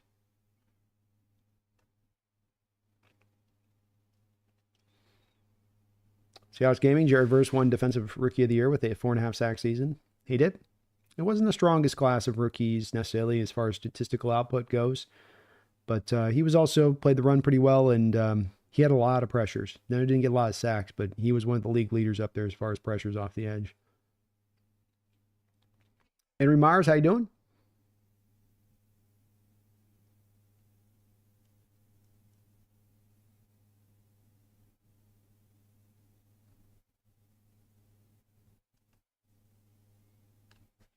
Do you think John wants to push because he feels a little pressure on him? Could be lethal. Yeah, I mean, I think it's very possible. He's the guy that stands there now with this, kind of the target sign on his back if this thing doesn't set. Carroll's not there to be the big bad guy now if things go wrong. And so it is on his shoulders. And look, I think general managers are sometimes a little bit like offensive linemen on game day. If I'm calling your number, it's not a good thing. And in a general manager's perspective, when you're hearing this much bitching and moaning from the fan base, and rightfully so, in regards to the porous offensive lines that you've put together, I myself come away with that going, yeah, it sucked, doesn't it, John? You maybe should do something about this, shouldn't you? And so then that starts to impel you probably a little bit. I've said, I think if you mess this up again this offseason, this so badly when it comes to a positional group like this, that puts your team at times in a non-functioning state, you're going to have a harder time not to feel like that seat's got a flame underneath you. So maybe that does start to push him to do this. I don't know that I like that either, though, to your point, Lethal Lance, on this, because you want him to tactically choose to do something. You don't want them impelled by a sense of urgency because they think they're going to lose their job, though. Hey, it has been said that sometimes men do the best work with a gun to their head.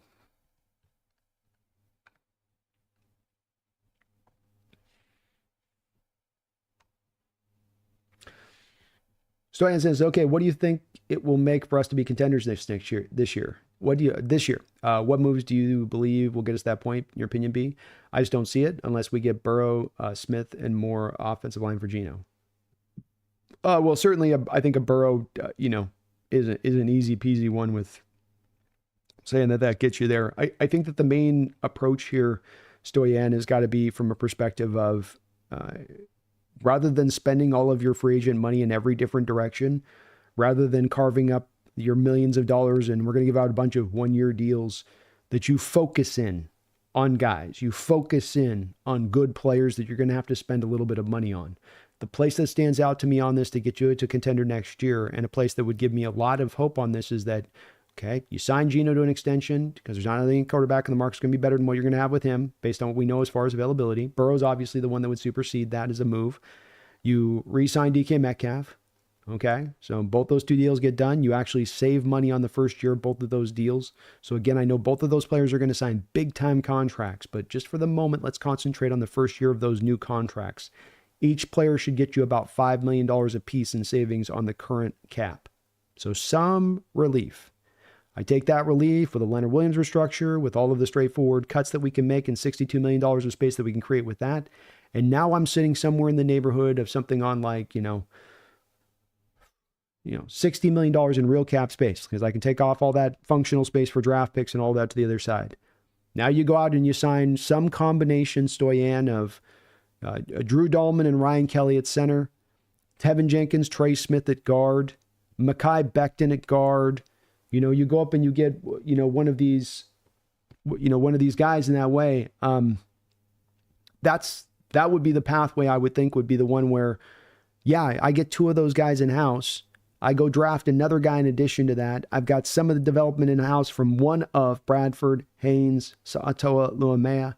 And now I think that offensive line is up to a point of not only not being a league worst offensive line, but being one of the more top 15 kind of units. And with the steps forward that I would expect from the defense and Mike McDonald's next year, especially getting other players, because now if you do spend this money in this way on free agency to deal with your offensive line, what that also then does is it allows you to be really freed up in the draft because you're not as impelled to have to hammer your offensive line in the draft. And now you can go get those other positions taken care of, likely getting guys that can go out there and play for you kind of immediately. So I do think you can get to a contender by this method and this approach, yes. But you would have to get the top level offensive lineman, Stoyan. It can't be Dalton Risner. It can't be these value-based signings. It can't be Kevin Zeitler. You got to go out there and get the guys that are the true blues in this free agent class to make that happen if this was their approach, or trade for an equivalency if you can't get it in free agency. Dwyer says, I'm not a big fan of using void years and restructuring contracts when the team is still about 2 years away from potentially competing. Again, and you're right there with Lethal Lance on that, and I'm right there with both of you too. We're all in the meeting room and we're in a front office, and you're part of we're all part of the committee here on trying to come up with something we're recommending to the general manager. I think many of there'd be a very good contingent of Hawk fans that'd be very realistic about this, and I think it speaks to the intelligence of the Hawk fans that you can look at it from this perspective, because most fans are simply just impelled to want to go win. Let's just get us there. Just whatever. I don't care. Damn tomorrow. It's about today. And I like the fact that I hear from my fellow fans that there's a sense of patience and want and consideration of doing it right and properly and not trying to just sort of take the shortcuts. Unfortunately, that's not the way the winds are showing themselves to blow for this particular offseason. And so I get it completely on that approach. Would have been my recommendation of approach going into this offseason. But it does look like the team's going to take the other method of it. I could be wrong on this, but I would have thought you would have pulled the other easier levers before you went to Leonard Williams and burying void money before you went down this line. And we'll see. We'll see. Completely understand where you're coming from, though, on that.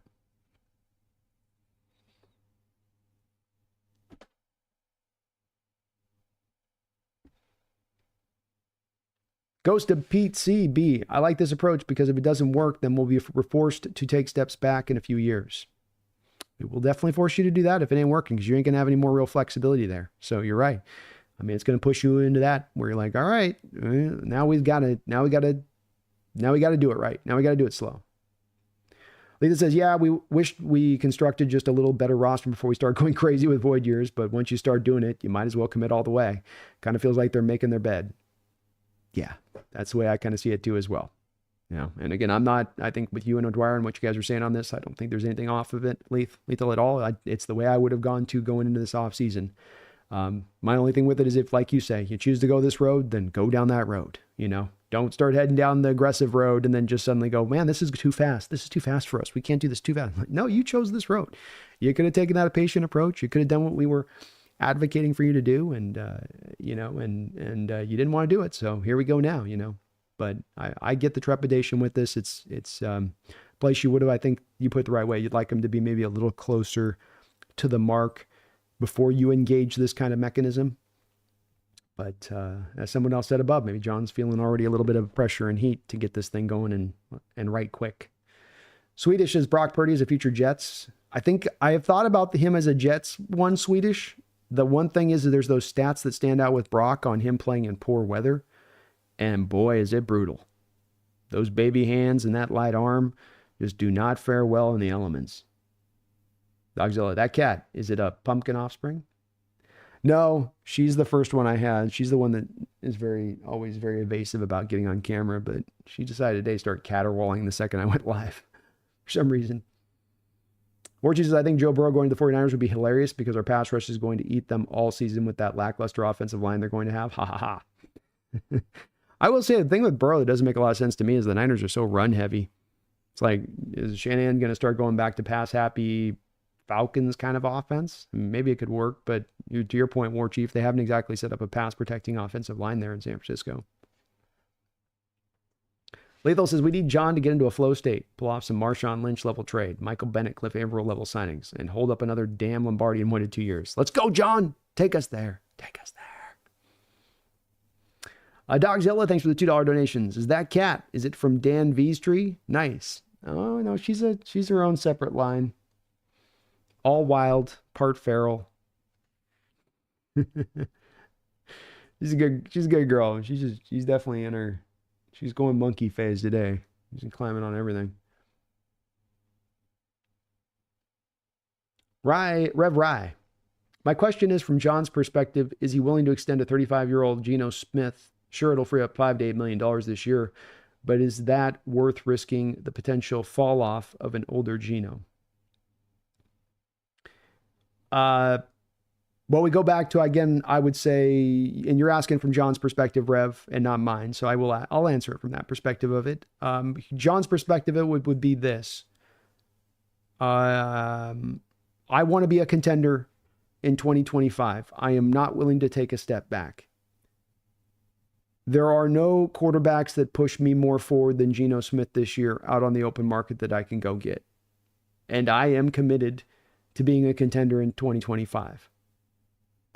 So there is risk involved a little bit in extending a guy at this age, but my commitment's true. I'm going to put the line in front of him to protect my investment, and we're going to be a contender. And it's where I've come to on that point when we started this offseason, from my perspective, Rev, of saying, and we go back to a little bit of some of the comments you're speaking about above on this with O'Dwyer or Lethal Lance, and you going,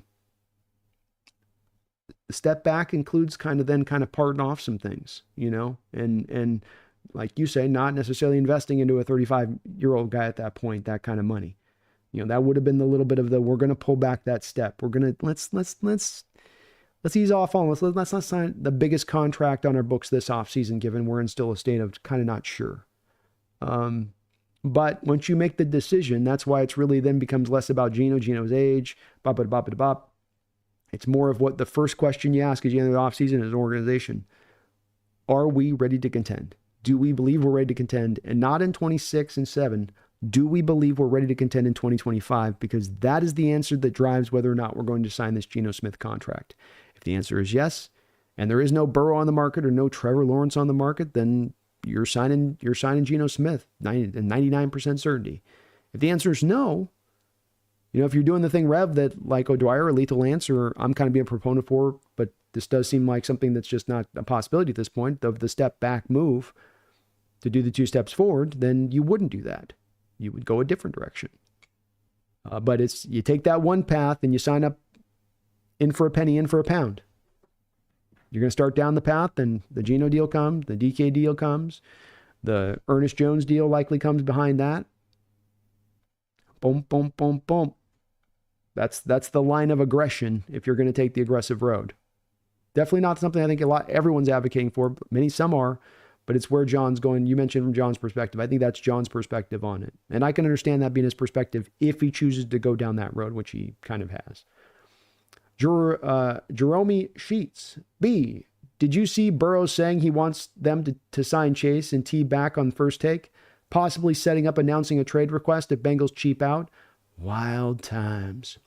It's the place that I would just advocate for within my chat on this, Jerome, because it's the place where we're always trying to drive for open discussion here. But I will tell you, I get just people that get so rankled when I bring up things that I think are real things coming down the line. And then we come back to find it out. And like in this case right now in this stream, I've been mentioning anybody that's been following my stream here for the last couple months. Hey guys, keep an eye on the Burrow thing. I think this could open up, and maybe open up as a real possibility for us for the quarterback position. And how many people poo-poo that and just get in their feelings immediately and just, pie in the sky, BS. There's no chance that happening, and da-da-da-da-da-da.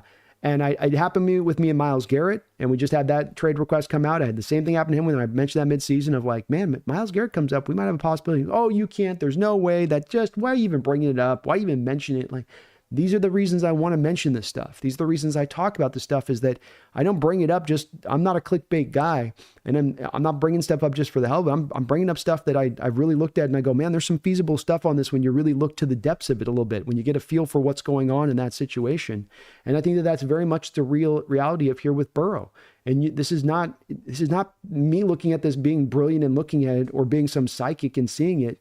It's that if anybody looked at the situation on the outside looking in, if a well-informed Bengal fan was looking at this, they probably would have said the same thing. Like, it wouldn't shock me if Burrow makes this request.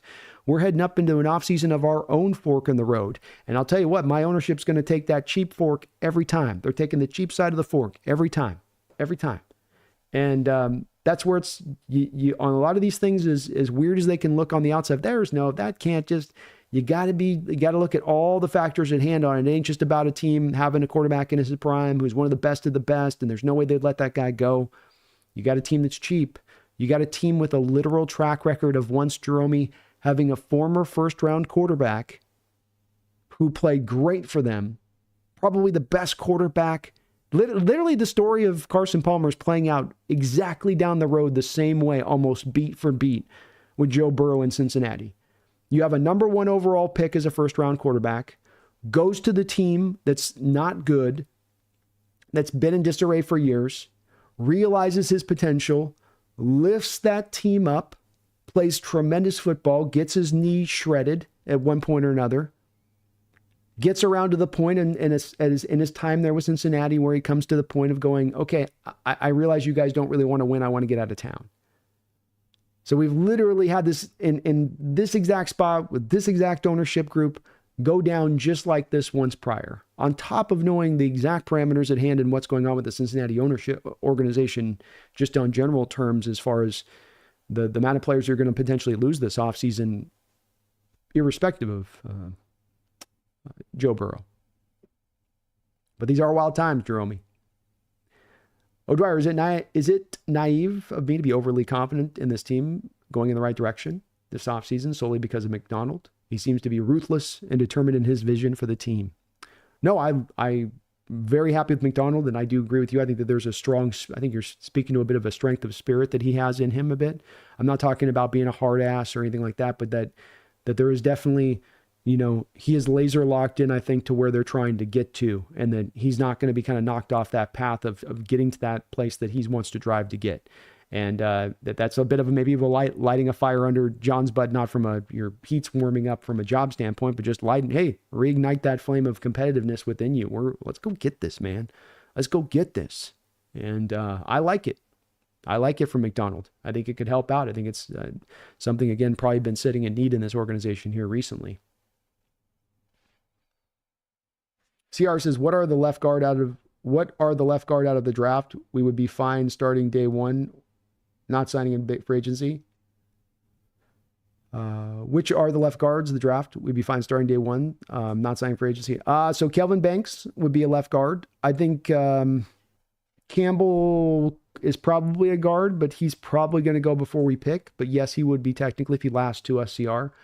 Josh Simmons is going to be more of a pure left tackle at the next level. So someone's going to take him to be a tackle, and they're going to take him CR in the top, probably in the top 12 picks, if not the top 10 picks. He'll go in a very similar place to where Charles Cross went, in my opinion. Tyler Booker is, yes, that'd be a plug-and-play left guard starter. Donovan Jackson would also be a left guard plug-and-play starter. And Jonah Savania would also be a guy that is more likely to be probably a right or left guard at the next level. So those guys would fit to that. I would offer on top of that, you'd have Wyatt Milliam, the West Virginia guy. He's going to be a guard. Zabel is another plug-and-play guy. Might be more of a center CR, but that would be another guy in the second round that's more of kind of plug-and-play type player there on the interior. There's some good options in this draft, at the top of the draft, as far as interior line goes. But those guys are also development guys that, not development, but day one, you're getting a rookie that might take, if you're talking about competing and contending in 2025, they may not be guys that are necessarily ready to play at their best ultimately in year one in 2025 right out the gate. They might. I mean, they've got a lot of starting experience, but that's always hard to make that gamble on rookies. Lethal says McDonald wins coach of the year and will be holding up the Lombardi again, I believe. Let's go. Eric says, I think the cap increase over the next few years is what will allow the team to make use of the void years now. Very well could, Eric.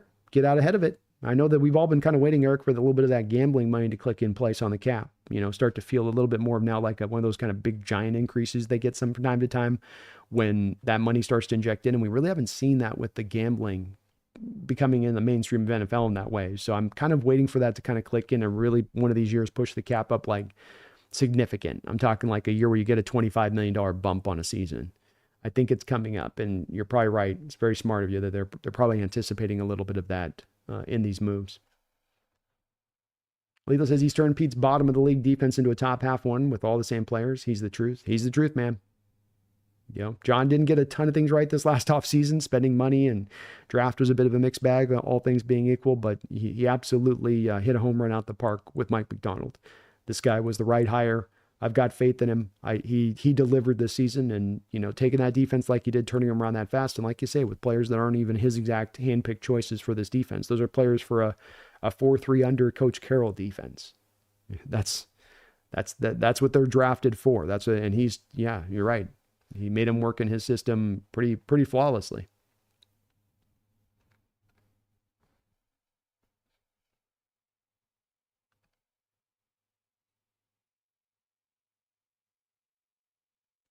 Po Boy says, why is this chat so sir? Po Boy, this is exactly what I'm saying, man. Like he says, has this chat even the hopes of us getting Joe Burrow? Laughing out loud. It isn't even a pipe dream.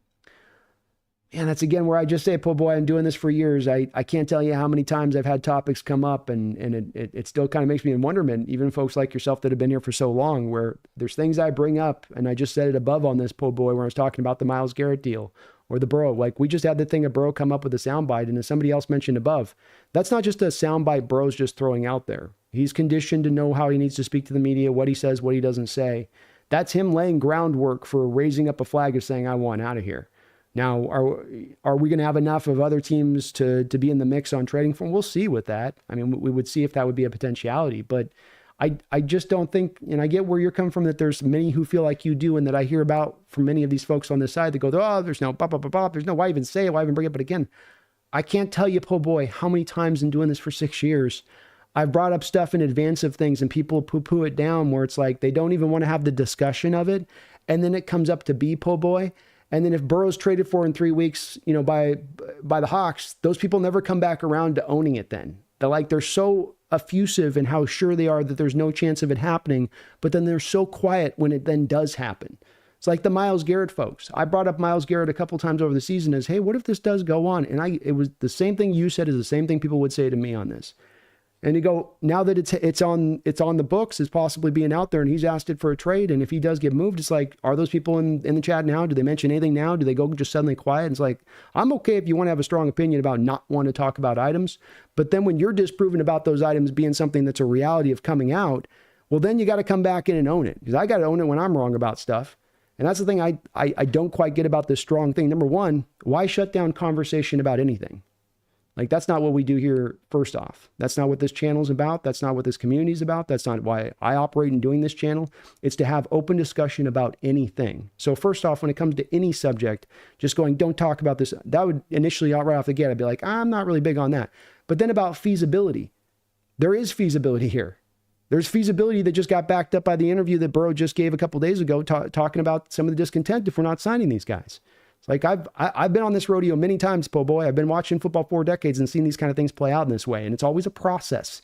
You don't just start from like players happy, players up unhappy. It's like you can just see it start to go down. And so I would offer to you that I get that this is sometimes the reaction from some fans out there when they hear about this stuff where they go, come on. But you got to fight against that urge a little bit if you can, and just double check it back down, because there is a possibility of it. And understanding, again, that the people that tend to have that kind of reaction tend to go so very silent, so very quiet, when then the thing actually does happen that those people were saying might happen, I don't quite get it. I don't understand on that one. Who's going to have to walk that one through with me on it? It's like, it's the same thing, Po Boy, I would hear about talking about moving on from Russell Wilson or moving on from a Coach Carroll. It's like the same kind of, that would be the same tone you get on it. And you're like, Silver Ace, hey Brendan, how you doing? What's the situation for edge looking like day 3? Any day 2, 3 targets? The edge is looking great right now. Edge class is probably, in my opinion, the strongest class, the strongest group of edges in this class, I would say. Let me show you. I'm trying to get my big board up here for you. There we go. Bam. No, why is that one up? That's last year's. Not last year's. There we go. Okay. Oh, is that still last year's? What's going on here? Oh, for the love of God.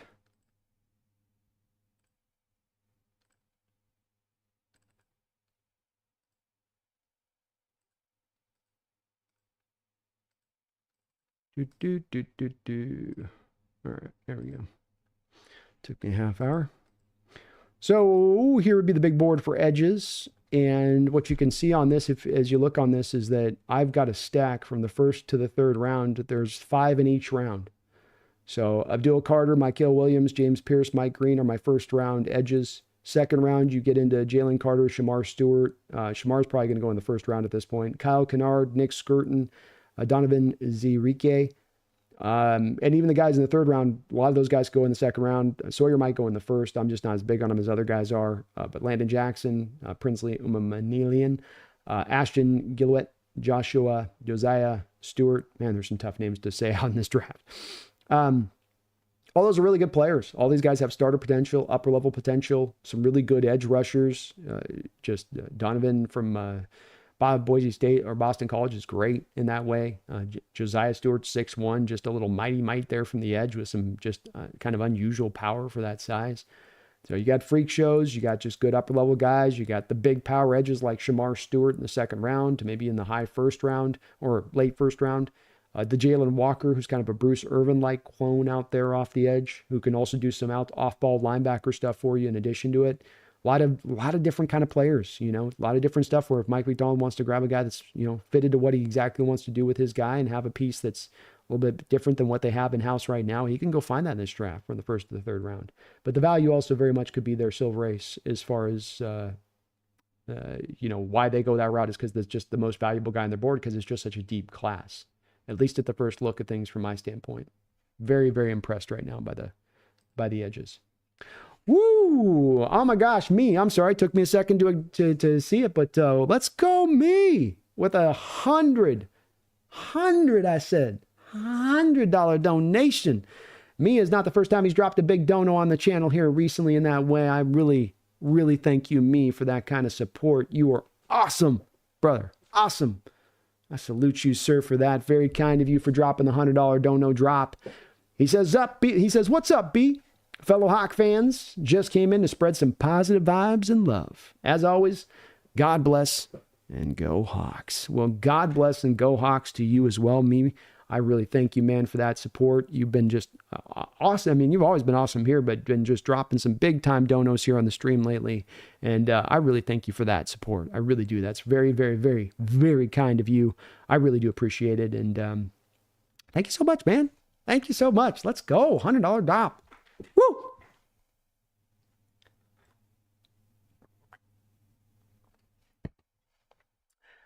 Gibson says, Burrow is Cincinnati's franchise quarterback. I know crazy things happen, but I can't see them moving him just yet.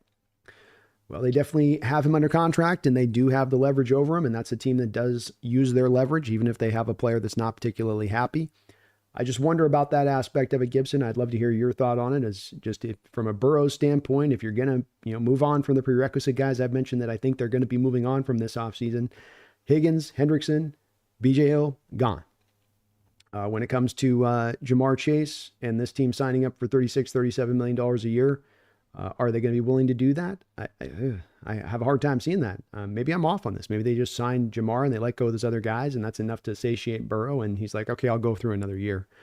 But I will say that I think if you have a dissatisfied Burrow, if he's in a position of not feeling like I'm happy with what's going on here, I think that he could put a lot of pressure on that Bengals organization. And I don't know if they would necessarily fight him tooth and nail on that.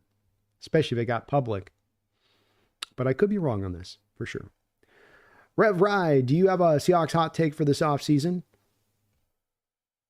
Oof. I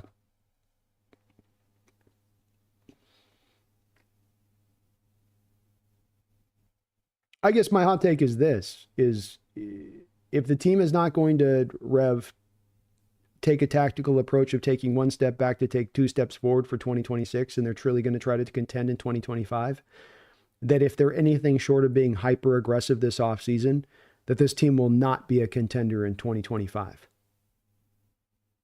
I would feel very strongly about that. If they stick to their recent history of off seasons and their approaches in off seasons, and it's a lot of 1-year deals, and it's a lot of signing aging free agents on 1-year deals at the end of their line, and you're trying to get the offensive line fixed solely through the draft, really, you're not going to get there. The only way you get to contending in 2025 is being hyper aggressive. It's the only way in my belief. I mean, there's a small little insignificant chance of getting there if you just want to hope the development thing happens. Maybe you have some injuries throughout the NFC West. Maybe the NFC is just weaker in a given year. You got a weaker schedule. You can maybe kind of, schlep your way to it by that pathway of it. But anything short of being hyper aggressive on this, I don't see them getting it done for 2025 as far as being a contender. We're talking about contender and not just a back end of the playoffs. Beep, beep, beep, right? You're going in through the front door. Then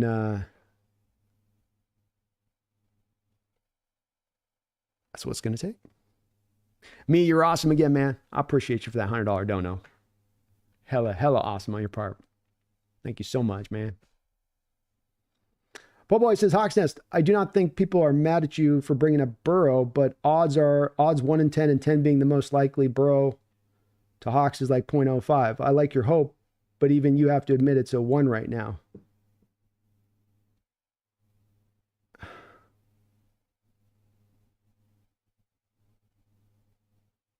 I don't know if I believe that. No, I disagree.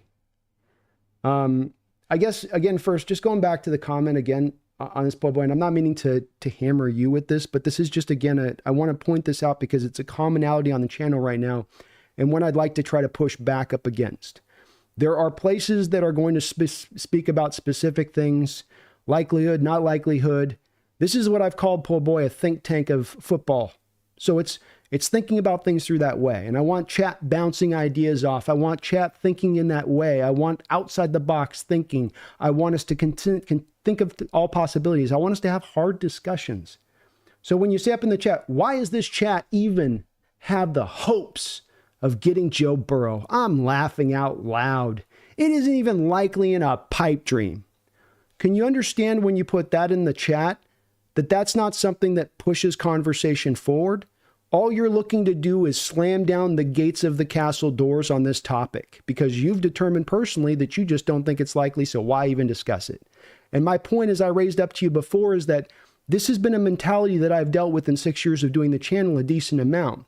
And what I always come to find out with this is that these people that are so ardently sure of what will never happen or have a chance of happening, that when they're then presented with the fact that that occurrence does occur, that eventuality does happen, that they go stone cold quiet, that they don't own it there in retrospect. And it's where I would say that there's a lesson within that to be learned, that rather than coming to certainties about how we know the future will play out, let's consider the possibilities. Is there a 70% chance that Joe Burrow comes to Seattle? No. Do I only talk about topics that have some 70 to 80% chance of happening? I mean, for instance, with the offensive line, po' boy, let's take this. Let's just apply your conception to this on regards to the offensive line and the free agent show that I just did a couple of days ago. Seahawks haven't spent an offensive lineman in 14 years. So why even talk about Trey Smith? Why even talk about Ryan Kelly or Drew Dahlman or Tevin Jenkins or Micah Becton? Because we know that there, as you put it, what was it to you on the Burrow thing? That we know that there's a 0.5 out of a 10 chance of it happening. Even less than that if you take it on the 14 years, right? It'd be almost even less. So if that's the case, then we shouldn't even talk about that. Do you see where I'm going with this? When you start going down discussion alignments that you determine that there's no all you start to do is then shut down possibilities of discussion. And if Joe Burrow becomes on the open market, There's a whole lot less of it on that 0.5 scale. It's a whole lot higher than that. Are there going to be a lot of teams in on it? Are we going to have to throw a mother load at it? Yeah, but we're going to be on the mix on it. That's the point. And if we're in the mix of it, if we have a possibility of making it happen, then it's worth talking about. And then the discussion gets interesting, because it is if you are in the mix, and then if you got to go over the top of these other teams to outrank them, that's where it gets very interesting. And the conception of this isn't just talking about a pie in the sky option of situations. It's talking about team building. It's talking about whether you make that big swing in a moment like this. Does it make sense not to it? Instead of just coming in and saying, dude, don't talk about that. Why are you guys bringing that up? Just shut up. Like, just stupid. Laughing out loud. I really don't like it when that stuff gets brought up. And again, on it, po' boy, I've been down this road with the Russell Wilson stuff. I've been down this road with the Carroll. I've been down with a lot of different stuff and bringing up these kind of things in the chat where people come up and they're that exuberant in what they want to do. And it'd be one thing if you're like, well, I've got a counter on this. It's another thing when it is just shut down discussion. I don't want that to be talked about. That's where I go, why? What is there to be lost by discussing it? I don't, I'm going to push back on it. You're going to find me pushing back on it. I'll just leave it at that. Adam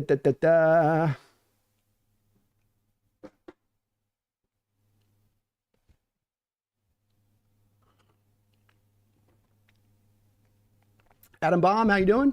PlayStation Network down? That sucks.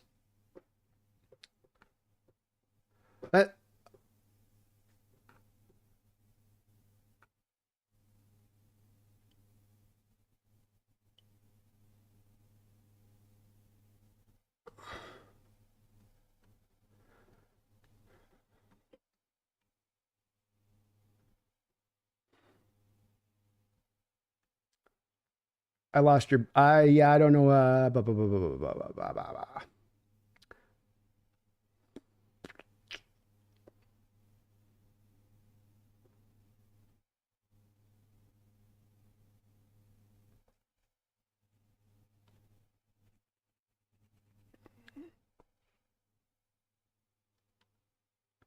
I lost a couple messages there, so I don't. If I missed your question, just repost again. So as mentioned, I misunderstood the question on what you're asking, Silver Race. Repost. I can't find your other comment there. So if I misunderstood what you're saying there on the edge on my answer, let me know on that. Jerome, heck yeah, B. Love the open mind, free thinker. I'm all for it. Literally praying our Hawks do a big trade, whether it's Burrow or Garrett. We need to be a contender again. I'm a big, this is what I like to think of this channel, and it isn't just me on this, it's that I want this included with my chat on it too, Jerome. I want everybody on this with me lockstep. It's very important. So that we want to keep this open and flowing. I want people with different ideas outside the box. Might I push back on you? I might. But I'm going to always like somebody thinking, trying to kind of conceptualize what we're doing here. And it's about thinking about team building. It's about thinking the structure. That's what makes this sport so awesome. It's not just about how you play it on the field at hand. It's also about how you construct the team, how you spend your money. If these kind of trades come down, do you take those big swings? We had a division rival a couple of years ago that had their quarterback in-house in Goff, right? They had their guy, but they went out there and looked to go make an upgrade at the position, right? It made sense for them to do this in retro, and we can see there's some success for that. Could we take that kind of approach ourselves if it presented itself? I think that these are smart discussions to be had. And I think that they, even if it's whether we make the trade or not, they better help us understand the team building process coming out the other end of it. I do believe that. But I appreciate that. Mr. says Cincinnati will field a no wide receiver, no defense roster before trading Burrow. They want to sell tickets. That move would ruin the fan base. Definitely would. It would be a hard sell to the fan base if they did move him. It would. That's where again we come back to. I can understand them completely doing we're going to hold this over the barrel with Burrow and force him into this, but I think this is getting increasingly harder in the modern NFL with NFL players, and that you're seeing less teams do we're going to hold him here. He's going to have to suck it up. He's just going to have to take it. I think we get less teams in this modern age that you see do that, but they may go that route. They may just go that route. I can just stop talking about it too if you guys want it. I'll stop bringing up the Burrow thing because it does seem to kind of trigger folks on that. So I'm happy to not bring it up. Oh, Dwyer, thank you for the $5 donation. The Steelers announced they're a home game in Dublin next season. It's a shame not against the Seahawks, but I'm definitely getting tickets. Well, thank you for the $5 donation. I appreciate you for that, O'Dwyer. And I know you would have enjoyed it as an Irishman out there to go see him out there in Dublin, but I am happy that our Hawks aren't traveling overseas. That Germany trip tap that team out for the rest of the year after they went out there into Germany once before. Ireland's not quite as far, but we'll probably be over there at some point again, I'm sure, in the near future. But congrats on getting a game out there. I didn't see the one you guys got on the other side of it, but congrats on that. And we'll get the Hawks out there at some point. Steelers, you got the Steelers. I'm sorry, O'Dwyer. I'm sorry to hear that. Seahawks would have been better. Thanks for the donation, though. Henry Day, thanks for the $5 donation. He says, we shall speak the Burrow trade to Hawks into existence. I don't know. I almost get the feeling maybe there's some Hawk fans don't want Burrow or even want to talk about it. So, well, I don't know. Not if it's going to trigger folks, hand grenade, but we're trying. We're trying on here. And I thank you for the $5 donation.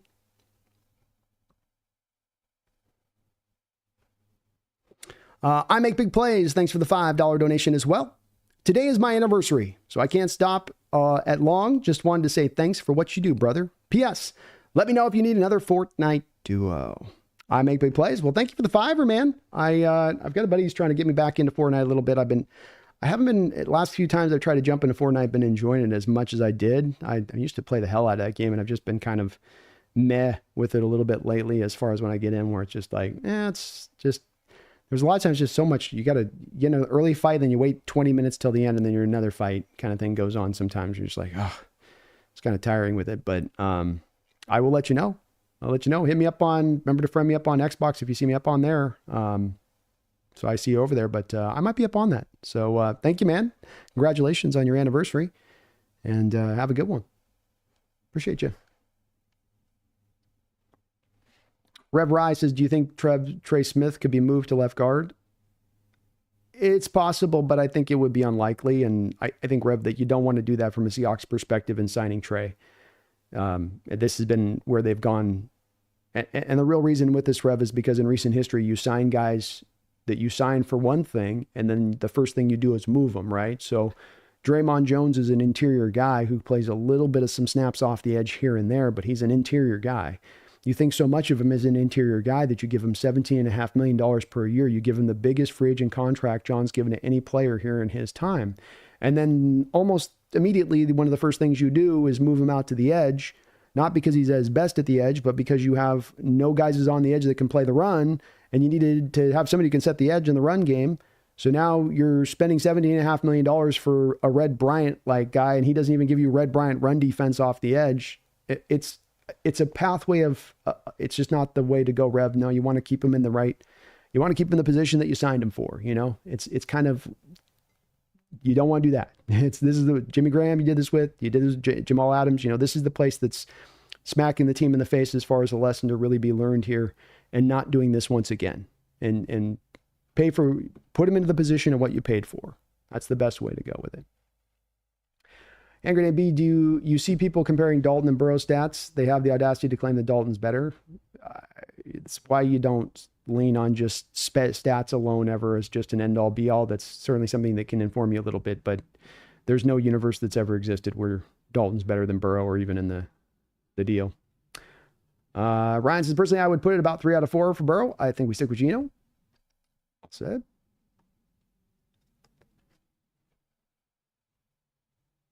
Kevin O'Connell says, I don't think fans realize the impact of being obliterated dozens of times per season and knowing that your time is limited. That's where I've been with this on the Burrow thing, is that it's the combination of not only the cheapness of Cincinnati and then the fact that they're letting the drain go out. It's that this guy has been beaten around quite a bit in that organization. He walked into a team that did not have an offensive line in place when he walked in, partly the reason that he got his knee shredded. And he was bashed for years and years behind a bad offensive line. And now after that, you're going to let his best skill position players walk out the door. And as I said, you know, you've put him through all that, and now you're going to say, okay, now at 28 years old, you're essentially going to go through a de facto rebuild. Because even if you keep Jamar Chase, if you're letting again BJ Hill and you're letting Hendrickson go, and then you're going to let T Higgins go, you know, at that point now, defensively at the very least, you probably lost 5 of your best 7 or 8 players over the last 2 years between Jesse Bates and DJ Reader and many of these other guys. And I think that's, from a Burrow standpoint, like you say, your time is limited as a quarterback. You know, he's not a 22-year-old guy anymore. He's 28 years old. And we like to think of these quarterbacks playing to they're being 40 years old and 30, 39, 38, like the Peyton Manning, but that's maybe, maybe about, you got till about 35, 36, and that's about it. And he starts to see that I'm on the downhill stretch. I'm on the back nine of this thing. I don't really want to wait it out 2 years for a maybe. For a maybe we'll be good at that point, And I've got to get banged around through that 2 years of, waiting till you get the defense right. Like my offense, like they did this year, I'm going to have to be Superman every week. And the offense is going to have to score 50 points until you get that now young defense back up to snuff to where we're able to take advantage of it. Again, it is advanced math. I'll give you guys all that. I understand all that thought process, but I do think you can see where reasonably his mindset would be like, I don't like this and I'm going to push down on you. And do the Bengals then come down if he pushes down on them to say, stick it out, tough it out? Well, they didn't tell Carson Palmer to stick it out and tough it out, did they? When he said, I want to be moved, they moved him. And that's where we come back to like feasibility and viability and possibility. And that's where I don't get there's no possible way. It's like, they've done this before. I mean, there's no possible way. Misfits is outside the box thinking, turn over the scouting department and consider firing the GM. It may be the case if we have another year like we did. Randy Roberts, Brando's 100% correct on this issue. Thank you, Randy. Boy says, I would argue getting Trey Smith's a lot more likely than Burrow. It's not a lot, according to recent history, Po Boy, as far as the Hawks organization, it's not a whole lot likelier. It's in the same unviability factor that you were talking about before in the prior statement of Burrow. It's much more of that very minuscule chance than it is a big chance of happening, right? But it's worthy of discussion, and it's a smart discussion to have, and especially a smart discussion to where if it is a possibility and you pass on it, if a guy like Burrow does become open on the market, we're not reacting to it like we haven't been speaking about it. We're going to be in the moment of like, okay, this is what we talked about.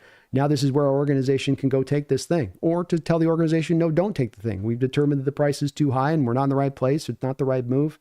That's where I think the organization's more, that's where to me, the conversation's more bountiful to me on that Po Boys when it's discussed like that, as opposed to, no, just shut down, don't talk about it. It's more of, well, maybe it doesn't make sense to do it, or it does make sense to do it. But then we're at least in a place of, we're not getting blindsided by it as something that nobody had considered because we just didn't think there'd any chance of it. Like, let's have it out there. Let's talk about it. I think we'd be much more further along if it came out tomorrow that Burrow had happened. And if I went live, much of this community would be much on like, all right, we've talked about a lot of the discussions on what this would take. We know where the dollars are at. We know what the cost is. We know where we're at organizationally. We know what this would do for us organizationally if the deal did present itself. Does it make sense? Maybe no, maybe yes. But that would be to me where there's more of the fruitfulness in the conversation to me.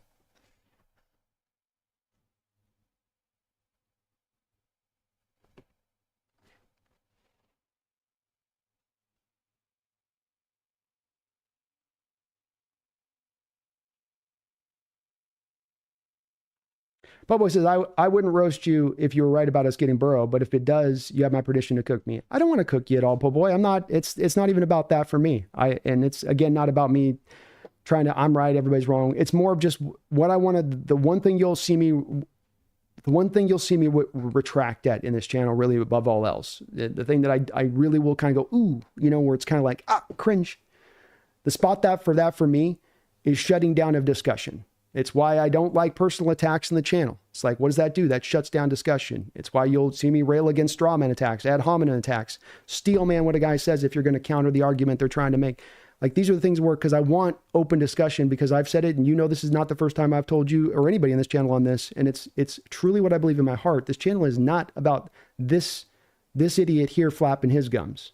This channel is not about me just trying to be so great or anything. It's you guys on this. It's the discussion within the chat. It's what's driven by that. That is what will make whatever this is. It's not empty talk. It is the reality of it. It's what people notice when they come in here for the first time. It's not me they notice. They go, God, the community you got here is insane. This is awesome. Like this, there's a place like this that can exist. It's not people hurling insults or toxicity or people shutting down people. This is just free, open discussion kind of going on. And people don't have to agree. There could be disagreement. I'm cool with that, but it's open discussion in that disagreement, right? And that's the one thing I'll always kind of be trying to kind of that's the guiding force for me on this channel, which is why I kind of bring it up on this, Po Boys. I want to That's where I want to stay us in the pocket of this. Completely can say, look, there's little chance of this Burrow thing happening. I'm with you on that. I'm not saying that that this is a move that we don't often see. I'm with you on that. But we're moving in an age too recently where we have seen big quarterbacks on the move, haven't we? Guys that maybe 10, 15 years ago wouldn't have been moved, but now they are, where there's a little bit of the evolution of the sport, a little bit of this is the new model. This is the new environment where things happen a little bit more faster than ever before. And so I understand the likelihood side of it, but there's also the possibility side. And if there's a possibility, then it's absolutely worth discussing and trying to turn over.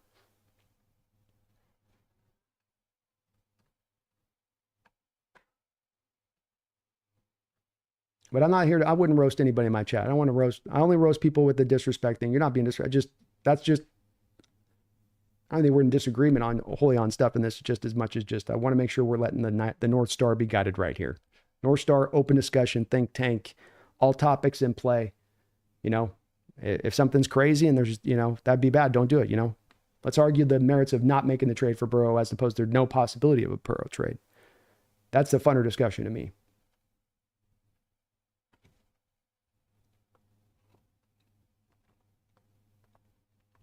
Kevin O'Connell says Russell Wilson traded to Denver. Never going to happen. He's a Hawk for life. Heard that S before. That's why I say, yeah, it's a great example. It's like I've been down this road before with this kind of stuff where this isn't my first rodeo where you're like, hey, this thing's happening. Be like, oh God, no, there's no way. No. Russell's going to retire here at the day. Then come on now. Coach Carroll's kind of going to be, I think, potentially let go here, folks. This is getting to a point where Coach Carroll's not going to be, they're not going to fire. He's going to play out his contract. They would never do him that dirty. Come on. He won us those first Super Bowl. They would never disrespect him. Why do you even bring that up? And it happens. Then it happens. Adam Baum, thanks for the $5 donation. Says, coming out of left field. Do you think the NFL will go back to the original kickoff rule? I wouldn't think so. No. I think part of Adam instituting such a new rule like this one that's so different from where it was once before was that you were going to need to give the coaches time in order to learn how to make it go. And they did get some returns last year for touchdowns. It came back more into being a bit of more of a part of the game. Was it really clunky at times? Was it, do you have games where it's like super sunny and hot and the kicker can just boot at the back of the end zone so you're not getting any returns?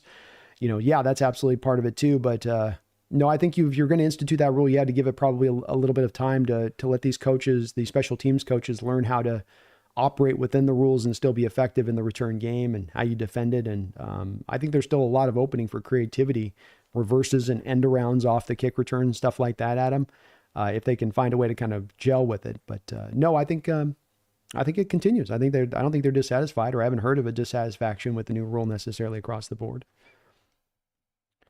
Thank you for the $5 donation, though. Appreciate you. Real Cheese, thank you for the $10 donation, Real Cheese. Would you see about getting DeMarcus Lawrence for cheap? He has the Aiden Durd connection. I don't watch the Cows, so I don't know if he's still good. He did miss most of the season, though. He's a guy that has had his share, one of those guys getting really old, who's really had his share of injuries through the years. Kind of one of those guys that just feels like there's always a couple games every year that he's either dealing with something or he's out a few games. When he's been healthy, he's still been a pretty good complete defender. I think even a year ago, he was in that place of things. Let me see where he's at right now.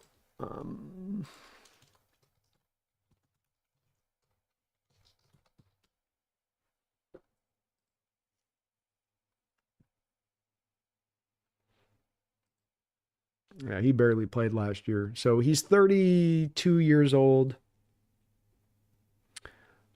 I mean, he was really good in 23.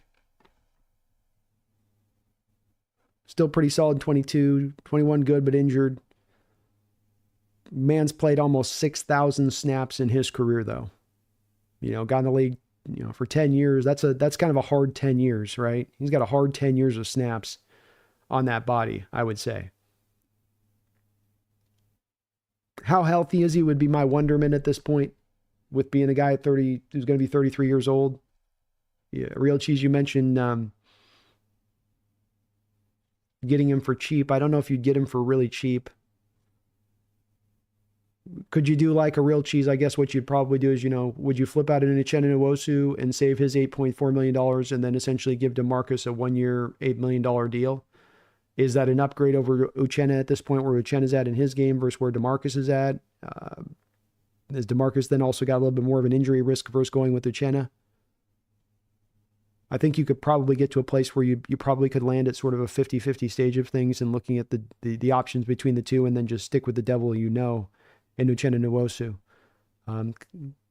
33 isn't bad for a guy like DeMarcus, where he can still be effective as a player, but the injury side and always just that feeling like that's always nipping at his heels a little bit. I get worried about those guys getting into their mid-30s as football players, because that you wonder about the one injury that's going to come in that's just going to basically, cut him off. So like a Greg Olsen, real cheese, was like this, right? A guy who had multiple lower leg injuries in his career prior to coming to Seattle at 33 years old. And, it had literally his foot broken just by running, where just like stepped wrong and his foot broke, which is literally what happened to him here in Seattle. So I would be very concerned with that as a possibility. If he was like 3 years younger, I might be more interested. But at 33, I think you very well can end up spending $8 million, $9 million, and you get like 2 or 3 games out of him, and you just end up dumping $10 million for kind of nothing at that point, I would say. Kirk Stemmer, what would be the trade compensation for Burrow? It would be what I would call, Kirk Stemmer, the Godfather offer. And what this would be the biggest offer in NFL history as far as a trade's ever been made. Your starting place would be the next 3 first-round picks for your Seattle Seahawks. You're going to probably be kicking in players in addition to that. So I would estimate there's a very good chance that Walker, Woolen, Hall, 2 of those 3 players are probably also included in the compensation on top of that. I would then say you're probably going to see an additional 2nd or 3rd round pick placed in on top of that as a sweetener, as a cherry on top to push the deal over the mark. I would think that would be the final kind of draw on that. So 3 firsts, 2 players, 2nd round pick, probably around in that neighborhood. There's a chance it might cost you 1 extra 2nd rounder if it just got really crazy as far as some of the offers out there being thrown around. But I don't know if another team would go quite past that, so that might be enough to get it done. Silver Ray says, Brandon and I asked about the edge situation. I want to know about your thoughts on Mafe, Hall, and Uchenna. What's the future look like with them and the chances of getting day 2 and 3 edges? Oh, okay. Thank you for clarifying on that. I appreciate that, Silver Rays. I think Boye Mafe is a top 20 edge in the sport, like 17 Silver Ace is what I would say about Boye Mafe. I think he's probably getting pretty close to where he's going to be about at. He's a guy that's probably going to flirt somewhere between 7 to 10 sacks a year and give you really good run defense. That's pretty much what he brings. In Derek Hall, you have a guy that's kind of similar, where I think he's going to give you about 7 to 10 sacks a year off the edge. But unlike Boye Mafe, I think he's going to always be a little bit below average as a run defender at this point. Uchenna Nwosu is a good all-around player, probably the best of those 3 when he's healthy, or at least equivalent to probably about what you get from Boye Mafe, I would say. He might be, if Mafe's at his full strength, Mafe might be a little bit ahead of Uchenna. But Uchenna's way ahead of Hall as a run defender. Hall's got issues as a run defender, awareness, tackling. There's a couple problems with Hall. But what does stand out with, all 3 of them, I would say, Silver Ace, is none of them are real, game changer. You don't even have really a top 10 edge in any 3 of them. Your highest rated guy is probably like 17th. So that's kind of the impact you're getting off the edge right now as it currently stands. And what's the future look like with them and the chances of day 2 and 3? I would say that the future to me looks like, Silver Ace, you're probably going to let go of Uchenna to save the $8.4 million. And then you're probably going to take an edge in day 2 or 3. I could see day 2 being a real possibility, Silver Ace, with that value I showed on the horizontal board, where anywhere you want to kind of pick in this draft, almost in any round, you could be looking at your board and you could easily talk yourself into saying the best value here is to go and draft an edge. This guy's quantitatively better than anybody else we got below him at the running back position or corner position or anywhere else, because it's just so well stocked and there's so many good ones and they're so unique. And if you let go of Uchenna, you would have an opening there to want to be getting a guy you do draft because you want to round out that edge group. Somebody's going to get injured at some point. You're going to probably need a starter in there to fill in. Say nothing of probably signing a vet in addition to this if you did let go of Uchenna. But I would say that would probably pull you in at that point to make that a selection. And there's some good options there. But I like those three guys. I don't know if any of those three guys, though, is really going to, get anywhere past being just a really solid player. I don't see the star potential on Hall and Mafi at this point. King Bomber, if they sign Trey Smith and draft a guard early and maybe an edge, tight end on day 1, 2, I think this team can do stuff. I do too. I felt like if you can hammer in on the interior of the offensive line in a major way in this draft, or not in free agency, King Bomber, and you can get the line steadied quicker, and then you can set the stage for yourself to have the draft set up to be able to really pick for value and not have to be driven to need, specifically the need of the offensive line. King Gino needs to step up, and Clint needs to be an above average IOC. That as well. Ryan Ball, thanks for reminding that. If you guys can, for me, please do hit that lickety like button as well. Just want to let you guys know we will be live on Super Bowl. So if you're looking for a place to hang out during the Super Bowl, I know not a lot of you are going to be watching it, but those that will be watching it, I will be here. Tasha says, at one point, I'm sure that Matt Stafford thought he'd be a Lion for life. Now I can't even imagine him in the Lions uniform. Burrow would look awesome in blue and green. He would. And Stafford seemed like he was going to be a lifer there. And then eventually suddenly popped up on the market, I mean, even Stafford, this thing could play out again this offseason. You think about a guy, then Matt goes to the Rams and he wins the Super Bowl with the Rams and he's played really well for the Rams. And yet you want to talk about another situation that's one that people aren't talking about that could suddenly play out that nobody's talking about. That's another one that's just sort of a logical deducement is right now Stafford could be moved this offseason. The Rams have opened up and told you that Cooper Kupp's basically let out the news on the fact they're letting him go. And Stafford wants a new contract. And so it's a great point, but it's also a great point that it's even a double down point where there would even be people right now that would be like, well, now that he's gone to the Rams and won a Super Bowl with the Rams and playing so well with the Rams, there's no way they'll let him go. He plays until he gets to retire, right? Still playing at a high level. But he might get moved this offseason. There's a real possibility the Rams could do this. His wife just yesterday was on her podcast, Stafford's wife, bitching and moaning about not feeling the love. And referencing directly the whole Detroit situation and thought we were going to be there, and we weren't. And then we're on to a new adventure. We like new adventures. It's literally what she said on her podcast. And I know she talks a lot, but it's just another representation of things you might not think are a possibility of happening, but then suddenly happen out of nothing. In football, it goes quick like this, where it goes, there's no way that could ever do. There's just, oh my God, this thing just came down the pike. It's like the Luka trade thing happening, but in more of a, much more commonality way to me in football than it would be in a place like, basketball. You could be a Tennessee Titans fan and wake up in the morning and they're like, we just traded him to the Eagles. Like, what? AJ Brown just went to the Eagles? Why would they do that? What? And nobody's talking about it prior. Nobody's really thinking about it prior. Like, they'll sign him to an extension. He's going to be there for, going through his prime. There's no way they'd let that guy go.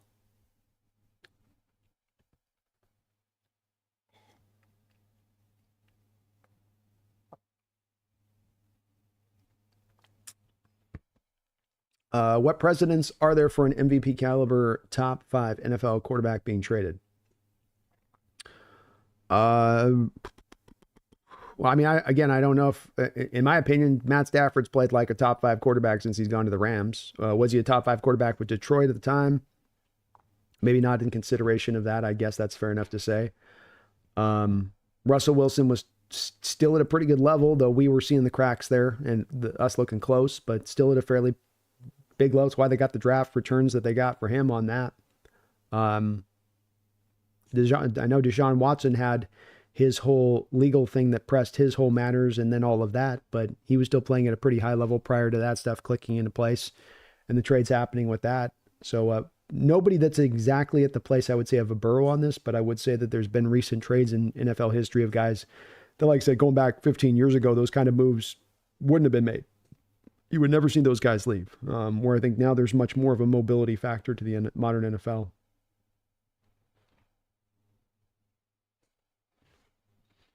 Some people want soft hands, brother, soft hands.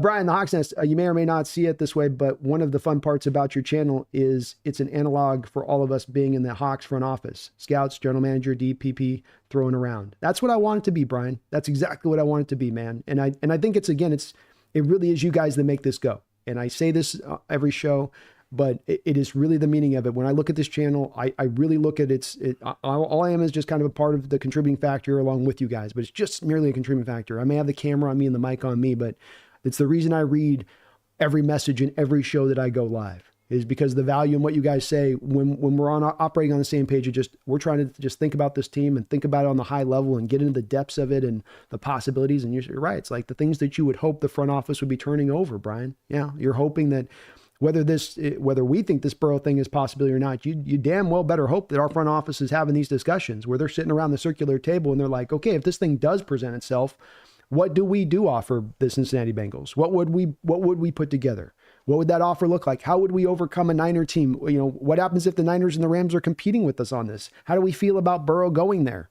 Is that worthwhile for us to offer more draft capital or throw an extra player into it? Maybe not. But I think that that's a real fun discussion all the way around. And again, one that I think, like you say, that Brian, is probably pretty realistic to one that is occurring within our own front office. If you don't think that they've had discussions about Burrow, even if it is a small chance, you're kidding yourself. I think it would be neglect if they didn't discuss it. Dominic says Geno is 21-72 against above 500 defenses, 21-32 QBR, 100 touchdowns, 70 interceptions. Almost every rookie has a higher QBR and touchdown ratio. Why does he deserve a raise? Darnold has 15 more touchdowns. I would think the only reason, he deserves a raise because he's going in the final year of the deal. He's outperformed the last deal by the outlook of the front office and the way they'll look at it. Maybe the team doesn't want to sign him to that extension, but if the Hawks don't, I would say, Dominic, there would be a team in the NFL that would sign him to an extension. And from Geno's perspective, that's kind of all you need to be emboldened to feel like you should get your contract. Like, we don't want to say, hey, that team's willing to sign me, so throw me for the 3rd round pick over there and let them sign me to my money I've earned, which the team probably would at that point. So, but I could see them, Dominic, to your point, I could see them going and not necessarily deciding to sign him as well on that. And Misfit, I know you're referencing to the Burrow contract. The thing that makes the Burrow contract work as far as the trade, he did just sign a deal, but what they did as far as a difference of the move on the contract that they signed him to is that rather than going base and bonus as far as the structure of the money and how they did that, they did the base and then you've got the bonus, but then they split the bonus up into now subparts. So it's now option bonuses down the line on the contract of Burrow, so that if the Bengals wanted to move him really quickly after signing the deal, they would only then be on the hook for just the base bonus amount and not the option bonus amount, thus making the deal a viable deal to be able to be moved, because it's not like it would have been historically speaking on this where it was all just base money packaged in. And so you would be sitting with like a $50 million, $60 million dead money hit on a Burrow deal on a trade. Instead, it's about half of that, if not a little bit more so than half of that, by the way that they structured the deal. And don't think, Misfit, that maybe some of that structure wasn't being put in place to be able to give them that flexibility to potentially move off if, let's say, they were in a little bit of a cash strap situation, as we know the Bengals are just a bit. Brian, our thoughts in having discussion, not beating down our fellow front office folks. Agreed, Brian. Yeah. We're family in here. I don't want nobody be on. I wouldn't be down anybody. I love disagreement. I do on that, but yeah, exactly. Sean says, what would be the most that you would be willing to give up for Myles Garrett and Joe Burrow? Great question.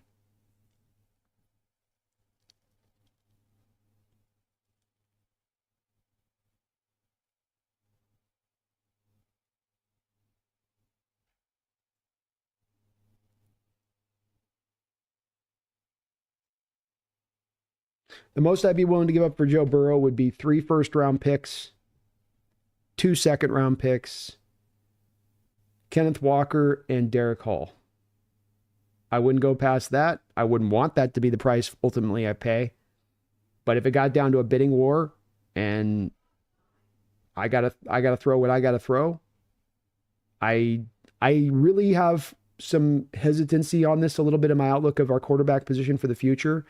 As deep as the draft would appear for next year, as good as I think our Seahawks team is going to be, I don't think that we're going to be in a position in the near future to go and get a quarterback at the top of the draft. And I think these quarterbacks that are really good coming out, Manning, Klubnik, Drew Aller, all these guys are going probably next year in the top 6, and we're not going to be in the top 6. And I don't know that there'll be a team that's willing to trade out of the top 6 who needs a quarterback that's willing to trade with us to allow us to go up and get that quarterback. Like, those teams tend to want to pick those guys when they're there to pick them, especially when most of those teams at the top of the draft, when they land there, do tend to need a quarterback.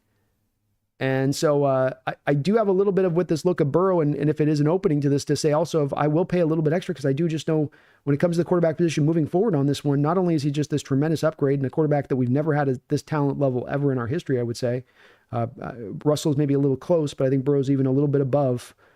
But just the fact that also looking in the future of the quarterback position is I'm not so sure we're not going to end up down the road in 26 and 27, 28, once Geno does move on, of not having to take some sort of second round, try hard, overachiever, 6'1" with a slightly, just barely above average arm strength, and that pulls me a little bit on that one. With Myles Garrett, I would give up. Okay, so with Myles Garrett, there would be a thing that would be dependent. Sean, with trading for Joe, I don't have to sign him to a new contract extension necessarily. With Myles Garrett, I am going to have to sign him to a contract extension. So if that is the case, that's going to impact some of the value that I'm going to give back if I got to put him on some big old new contract. But if that's the case, I would give up a first round pick, give him a Derek Hall to give him a replacement, and maybe like a 2 in addition, maybe like a 2026 2. I'd probably try to move something like that. If I could package a couple of extra players, if they need a little bit of the kicker in there, like a Woolen or a Walker, I'd maybe throw that in on the other side of it too with that. Tasha, if Burrow had a competent defense, they win 14 games. They average nearly 28 points per game. I want Burrow. Me too. And yes, they did. It's an accurate summation of their season, Tasha. Defense just could not make it stick. King says 3 first, K9 Reek, and a second for Burrow. I think it's in that territory, King Bomber. I'd go one more extra 2 if I had to do it, man. If it got down to the line, nitty gritty. Because again, I just don't think, where have we been the past couple of years? How many Hawk fans have really been begrudging it on the aspect of like, man, we need to get a quarterback. When we get our quarterback in the future, when we going to target this thing? It's like, yeah, if we don't do it this offseason either, it's like, well, maybe next year. I say maybe you get stuck too. And there ain't nothing there, and you're facing another offseason where there's no options, and you're back on going, well, I guess it's Geno and Sam, or Zach Wilson and Sam Howell, or something like that. Mac Jones and Sam Howell. That gets me a little bit, for a team that's hoping it can contend at that point, that would get me a little bit nervous. Kirk Stemmer, thank you for the $2 donation. What would be the trade compensation for Burrow? So great question on this. I do think it would be you got your 3 first-round picks is where it's going to start. That's where we're going to begin the beginning. We got the 3 first-round picks for Joe Burrow. We got 3 first-round picks for Jerry Bart. We got 3 first-round picks and a second-round pick. 3 second-round picks. I got 3 second-round pick and a player. We got a player. Derek Hall. Derek Hall's a player. We got Reek Woolen. We got corner help. Reek Woolen, corner help. There we go. 3 first-round picks. So I think the bare minimum is 3 first-round picks, a 2, and probably a Derek Hall Walker included compensation. That would be probably maybe 1 extra second on top of all that, Kirk, to get it done. I think that's the realistic place of it. CR, you have yourself a good night, man. Appreciate you for checking out the channel tonight. King says, if anything, Joe Burrow getting traded has a higher chance than Seattle paying a free agent guard early. All I'm going to say, King Bomber, is if your life's on the line on either of those 2 decisions, it's like, Nick, I hope we extend Geno so we can stop talking about other QBs for the first time in 4 years. That would start to do that, Nick. That would definitely have that offset of it. And I'd be agree with you. It'd be nice to be able to kind of just lock in on a QB and just roll, and we know what we got. And here we go. King Bomber, Cincinnati's already traded Andy Dalton. We haven't signed nobody. Silver Ace, Brandon, what if we get Justin Fields, trade for Olave and Garrett Wilson? Would be super fun. I'll go all Ohio State wide receiver core, Silver Ace. I guess it's possible. It'd be hard to pull that one off. Wilson's definitely going to be at least a first round pick. Olave is going to be harder because he's got the concussion thing. He might be more of your second, third round variety if you were trading for him. But it'd be kind of cool to have an all Ohio State receiving core. You have to sign me up on Justin Fields, though. That's a tough sell for me. He's just sometimes hard to watch with playing that quarterback position. Lethal says, if we do extend Geno, we'll need to draft on soonish. Probably need to pick a guy at some point. Definitely has you kind of punting the decision out a little bit then if you're going to resign him. Dominic, 4th year of Geno is hell. Nobody wants to keep watching declining 35-year-old uncle. Dude is fool's gold. Oh, jeez. Kevin O'Connell, statistically, there's a higher chance of obtaining Burrow than Schneider, focusing on the offensive line. But boy, they think the other's more likely, man. I can't blame them for thinking so. I don't think you guys are wrong.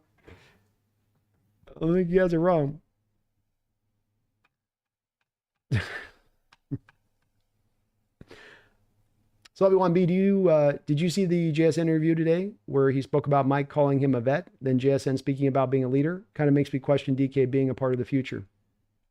I caught a little bit of the interview, and definitely sounds like McDonald is intelligently setting the stage for that for him as a player. This is the next stage of things. It's the thing that I think started to take root a little bit last year, but it's going to have to take more so root even more into this year, where last year I think it was guys like Leonard Williams and Jaron Reed.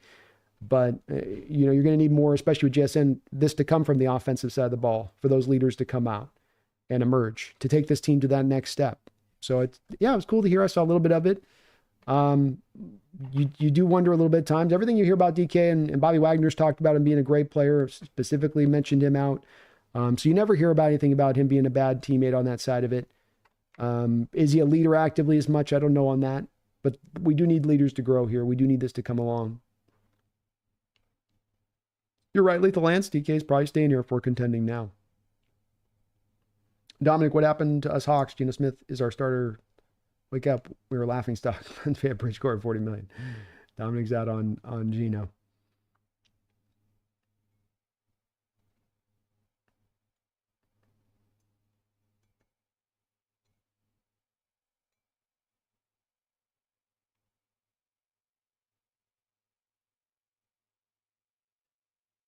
Alphas is bad at balloons. Resident Donovan Jackson, super fan here. What is your opinion?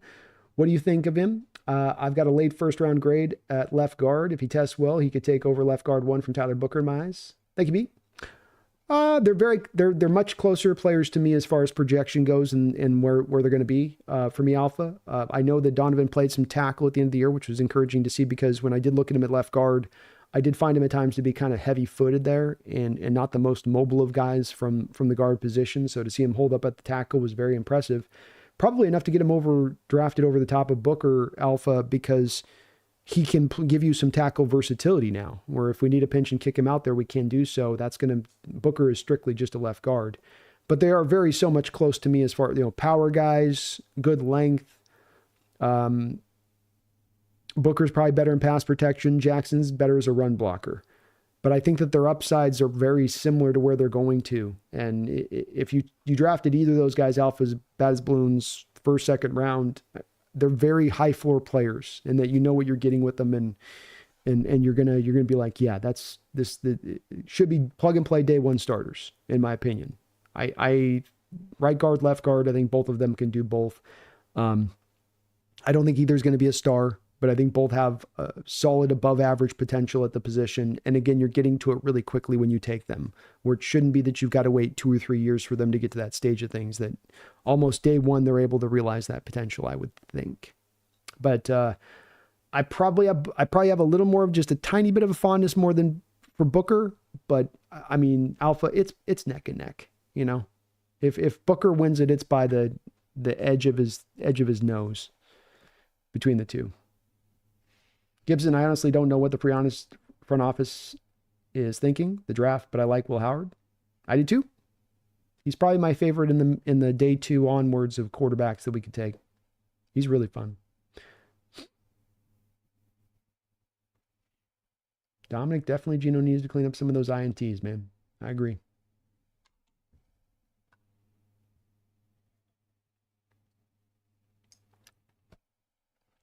War Chief, big question on the topic of Goonies. Have you watched it? Are you a fan? Seems all 12s love the Goonies. I've never allowed to watch it. I didn't see it until I was in my 30s. Thought that was normal. No, I grew up on the Goonies, man. It was awesome. Love the Goonies. I've probably seen the Goonies like growing up. That was one of those ones that you forced dad to rent at the movies. You know, what do you want to get to? What do you want to watch tonight, son? Can we get the Goonies? You just got it last week. Yeah, I know. I liked it though. Now is our time. Now is our time.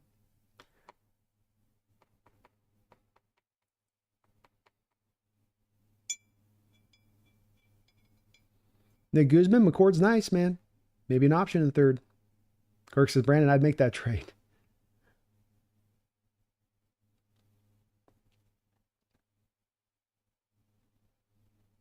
With Lance, I'm holding my nose and extending Geno and only drafting a quarterback this year if one I like falls to the third round, holding my nose and signing Geno. Oh, Lordy.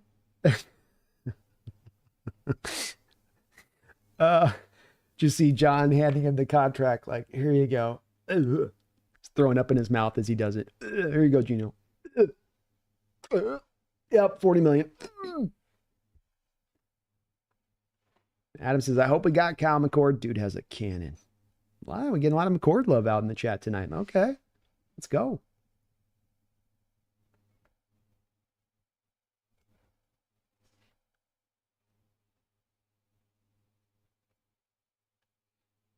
What the hell is going on here?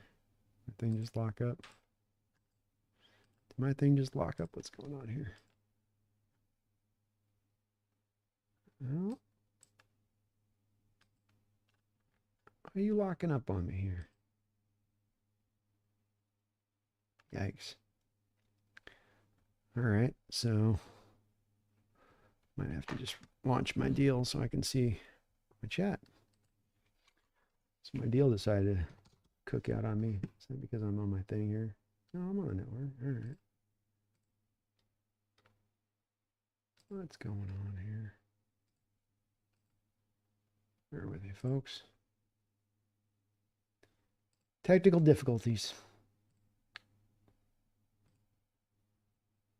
Please do hit that like if you guys could for me. I would really appreciate it.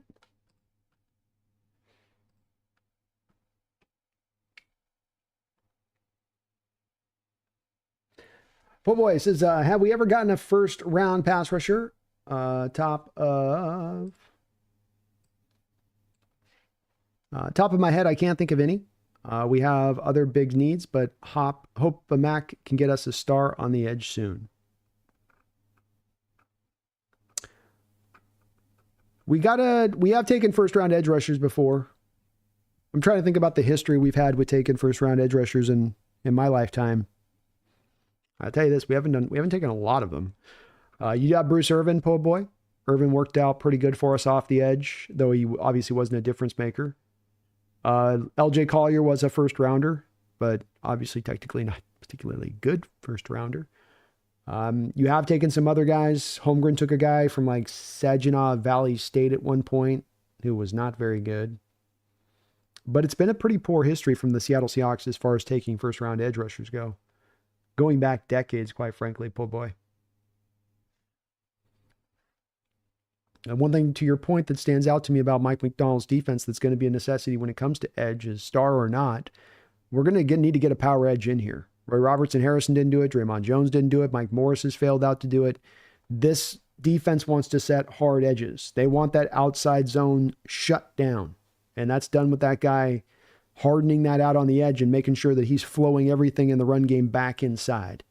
And it's really best accomplished with that big, clowny-like edge that you're able to bring into play. Thomas says, Kyle McCord is the next one I want to check out. I would be ecstatic to get one of the 5 quarterbacks and one maybe developmental one. All are Milrow. The developmental ones are Ewers, Dart, Howard, McCord. So there's some fun quarterbacks this year, Thomas, right? Some fun quarterbacks in kind of the depths of these rounds. And Kyle's in that kind of stage of it, where it's not your typical drafts of 5th rounders where you're drafting some guys like 6 foot tall with a powder puff arm. And, you got some guys who actually got both some actual talent, and then they've actually got some productivity to match that talent in Kyle McCord's case. Sensational year of productivity out there at Syracuse. Lethal, I like the game changer like Warren or Loveland and going cheapish for our second outside wide receiver. A lot of 2 tight end sets. Fullback looks Lethal Lance, where you could easily put a tight end into that fullback place in this offense. So a lot more of a draw with Kubiak coming in here to going and maybe taking a tight end even in the first or second round, because this offense is going to more utilize that than, let's say, the Grubb offense did. Ryan says, if we got Burrow, I would say our quarterback position goes from a 7 out of 10 to a 9 out of 10. I think the rest of our team would go from an 8 out of 10 to a 6 out of 10. IMO. That's fair enough. Fair point.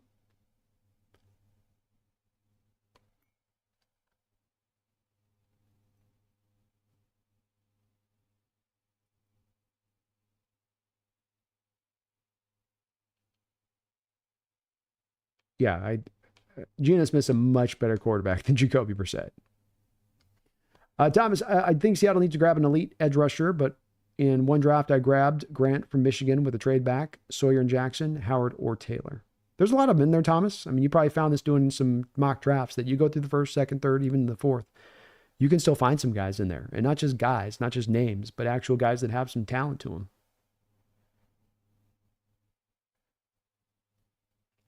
Gibson says, we're not going to solve our issues in one offseason. We need to address the offensive line first and foremost. Well said. Well said. Definitely needs to be, in my opinion, the point of priority. Point number 1. Thomas, honestly, if Burrow is a Hawk, I would say it's equivalent to Mahomes in AFC. Burrow will have Seattle competitive for close to 10 years if healthy. I see it the same way. If you were able to make that trade, Thomas, probably the reason I'd give up so much to do it. Nick says, I would rather watch Drew Lock start an entire 17-game season than ever see Hal take us another snap for us. He was horrendous. He was pretty bad. Thomas, I always thought Russ was better than Stafford, but Stafford changed my mind. Mind base of his play with the Rams, but an elite Russ with a McVay would be lights out. Would have been interesting to see those two if you had a prime Russ with them, yeah. I will say some of McVay's offense is so much short passing, intermediate passing wasn't always the place. Intermediate stuff would have worked in Russ's favor, but the short stuff might have been a bit tougher.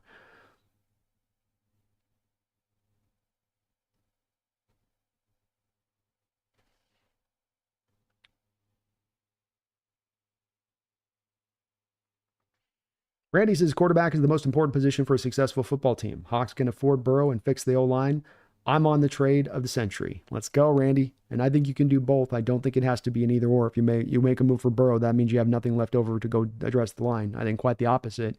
You trade for Burrow. The secondary steps beyond that will be, now we're getting this line right, and we're getting this line right fast.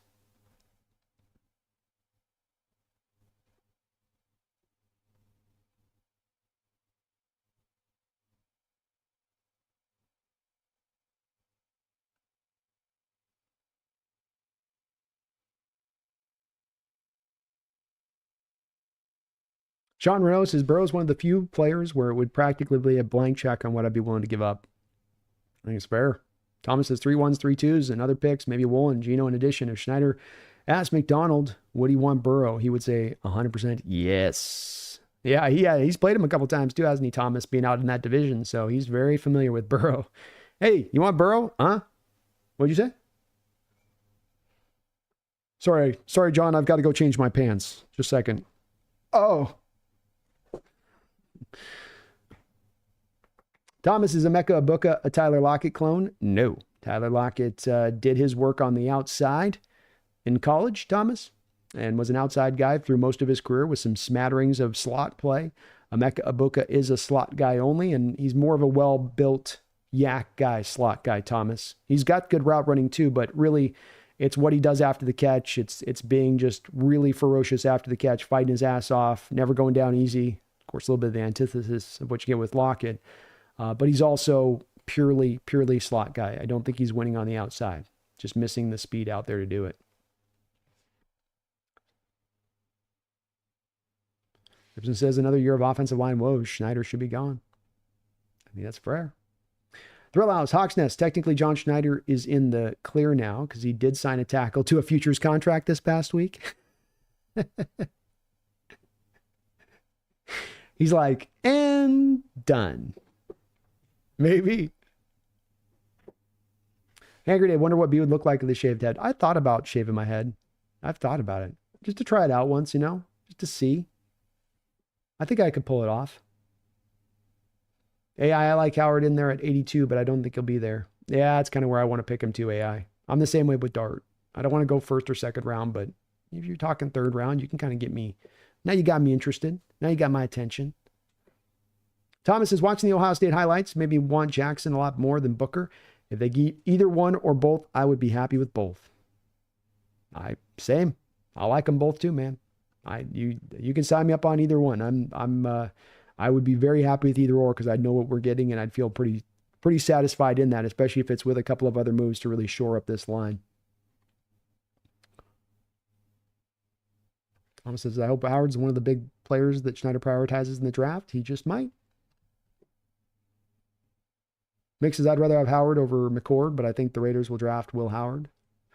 I could see him doing it, Mick. Definitely could see him doing it. I'm in the same way. I'm much more Howard over McCord. I like McCord, but I'm kind of 2 rounds earlier on Howard. I see more McCord 5th roundish. I see Howard more 3rd roundish.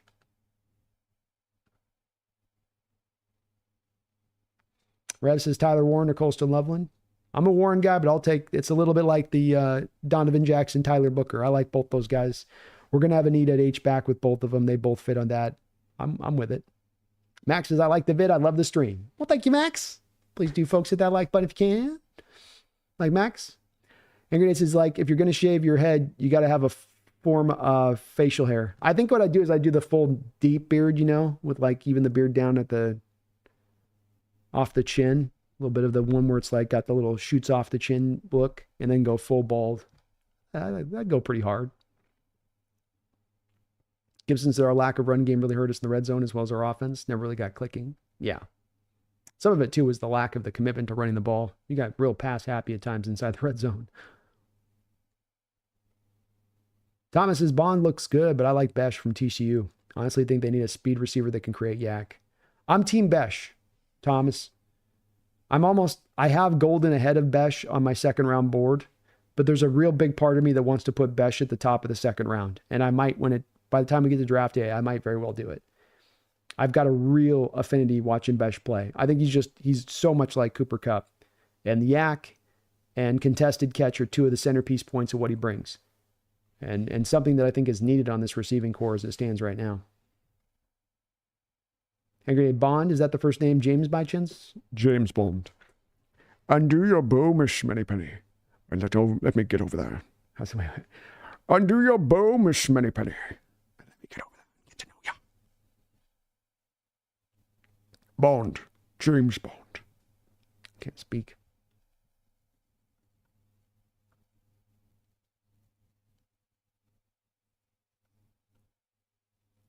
Brian says, I shaved my head out of necessity. It's old and bald. Any hair growth on me looks ridiculous at this point. Well, that's where I may start going because I've definitely started to get the thinness is clicked in now for the first time on me, Brian. I thought I had dodged it through these years, man. I was like, oh, I'm going to get a full head of hair in my 70s. And this year it was like, no, you're not. So if it starts to go that way with me, folks, I'm going to do the same. If it ain't shaved, it's going to be one of those down to the nub so I don't have to think about it. Just wear a lot of hats. I'll be very hat heavy. Or I'll just have a bald head and I'll just have it gleam off the top of my big bald head. I'd be awful bald headed too because I was once up putting horse fencing up in Montana and I had this thing where like you're trying to drive the fencing in and it's like this 20-pound weighted deal and it's like awkward and hard because you have to it weighs about 30 pounds, 35 pounds and you got to bring it down like this on top of it to knock the pegs in as far as for the fencing goes. And so I go like this and hit it and the thing comes right down on the top of my head and split the top of my head open. So I've got some gnarly scar where they had to staple it. If I have shaved my head, it would look like I'd probably get a tattoo to make it even look cooler, like this creature coming out of my head or something. It's got to be a gnarly scar. It probably wouldn't be the best for streaming to make you guys have to look at that 24/7. What is that? What's with his head?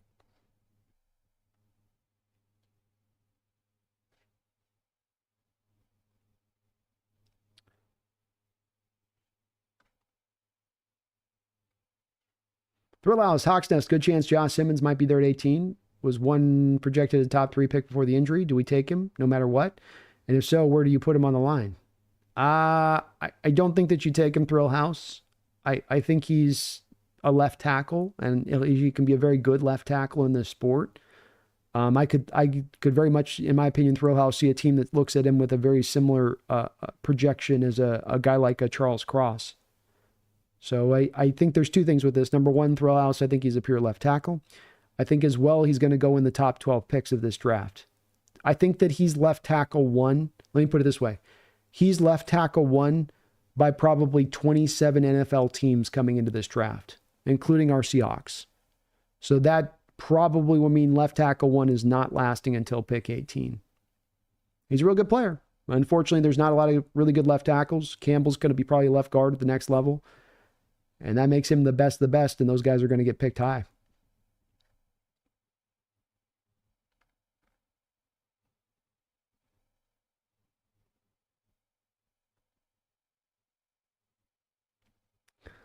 Dogzilla says, might pay $2 to see you Manscaped shave the cat live. No, she would hate me forever if I did that.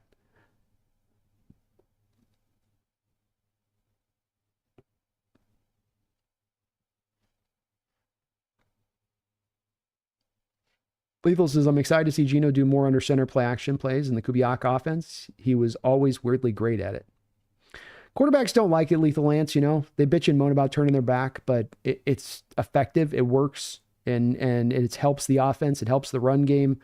I wish more quarterbacks would embrace it rather than fighting it. It's like every quarterback wants to be in shotgun 24/7, and you know that they drive for that so very often. And Grubb's offense, of course, pushed to that general nature and how he wanted to operate just generally. But I'm with you. I think it's highly effective. I think it has cascading benefits on down. It makes jobs easier across the board. And I think Geno should embrace it because he does have the mobility. That's where it really works well, is that those guys that don't have mobility, that might have good arms, cannot get the rollouts fast enough to really make it stick. But if you got the guy that can get out there to the edge quick enough, like Geno can, you can really make it work.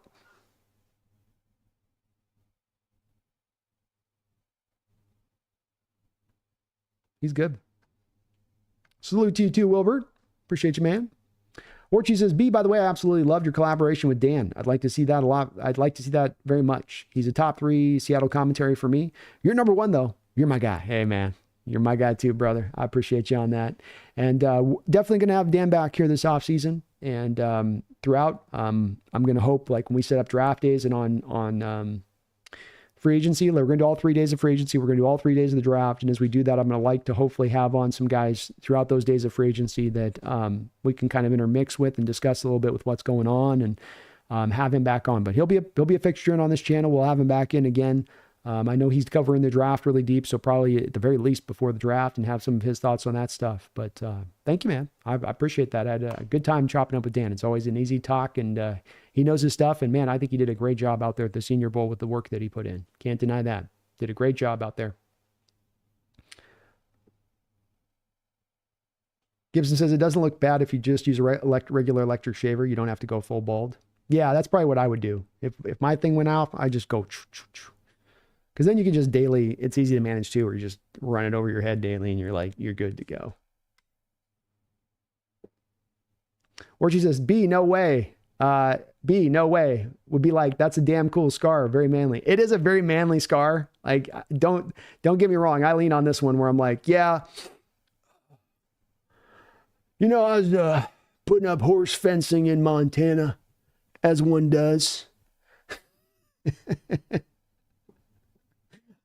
I'll tell you this. It was my inability to operate the equipment that got my dumb ass injured with that, you know? Like, perhaps a hard hat would have been better, you know? Perhaps not being as much in a hurry as I was would have been better. But, I cracked it good. I hit it and I looked over at my girl and I'm like, blood's coming down over the face, and I'm like, you know, it's not that bad, right? You know, and she's giving you the look like, we gotta get you to the hospital.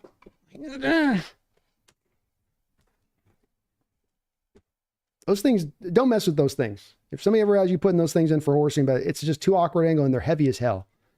All they got to do is just kind of do this to your head too. It's just like a little, that's just, I'll tell you, that's going to split open your melon.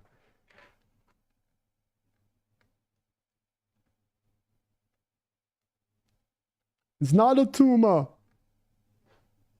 It's a scar. It's not a tumor.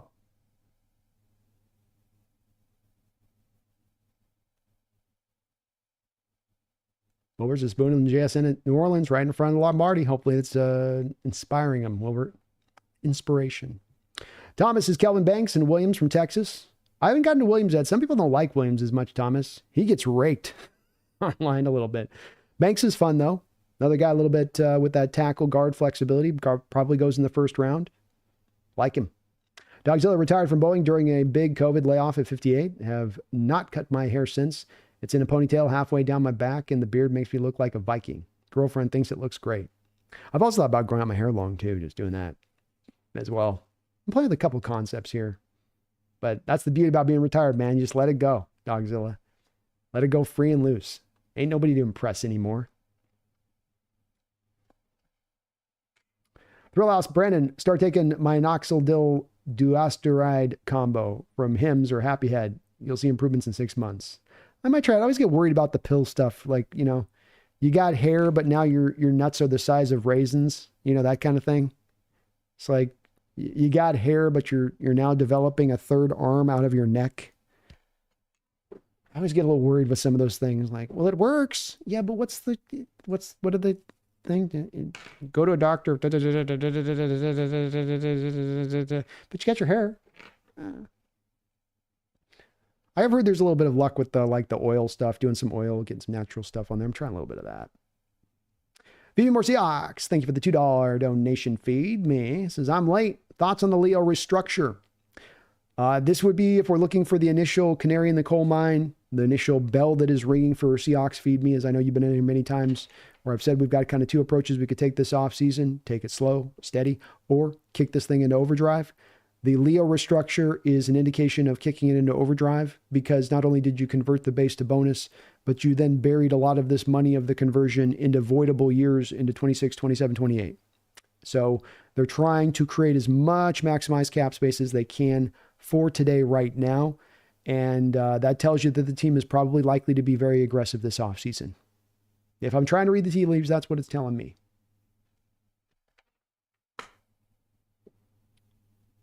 Dogzilla says Corbin's head shines too brightly. Well, you got to moisturize it, man, you know. I have to get out in the, plus with Corbin, you know, he's out in the Pacific Northwest, so it's like, you know, out in the winter area all the time, so it's like, you know, you don't get any sun. You got to get the sun on that thing too. You got to tan it up a little bit. Real Cheese says, I shaved my head a few years ago, and my God, the sunburn. Keep that in mind if you do shave it. Oof. Yeah, maybe summertime, you got to leave a little bit on there to, little protectant. Yeah, so Thomas, I think that's restructure means they're going aggressive, man. Would have been one thing if you just converted it to base to bonus and then it's just chopped up into bonus money over the rest of the contract, but instead you put it out into voidable years. So that's that thing I talked about that would be an indicator of if they're pulling from 26 and 27's cap to make today work, that's an indicator of aggression that we're gonna go for it. Could end up being wrong on this, but it would be my guess, pretty heartily so. Thomas says, are you and Dran doing a draft collaboration? Oh, 100%. Yeah, we'll get him back on here, on back and forth on that, but we'll be doing some draft preview stuff. Absolutely. Me, thank you for reminding me of that. Please hit that like button if you could for me, please, folks, if you haven't already. And thank you again, me, for your big dono drop. It's a ferret laughing out loud.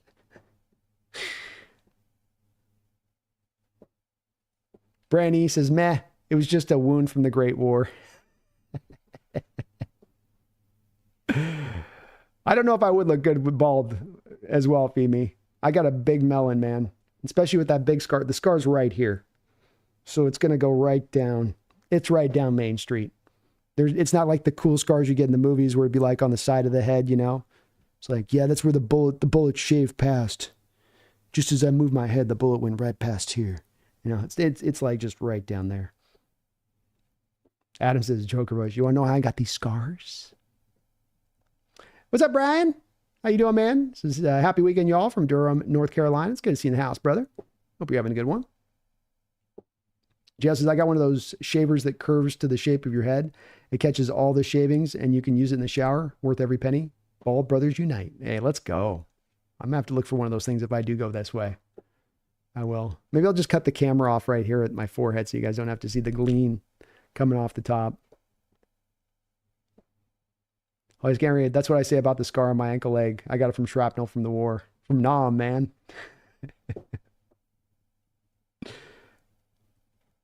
Randy Cut, maybe I'll be like those 80s wrestlers, hang on to my hair forever, full on U-shape up there. Not a lot of U-shapers anymore, is there, Ran? It was big in the 80s and 90s where guys would hold on, where they're like, no, there's still something to be had by just having the U. And then people, at one point or another, men kind of all looked at each other and went, stop that. Stop kidding yourself. Same thing with the comb overs. Comb overs have kind of stopped too, where we kind of all collectively, without ever saying it to each other, we're kind of like, all right, look, guys, this is dumb. We're not fooling anybody. We got to let it go.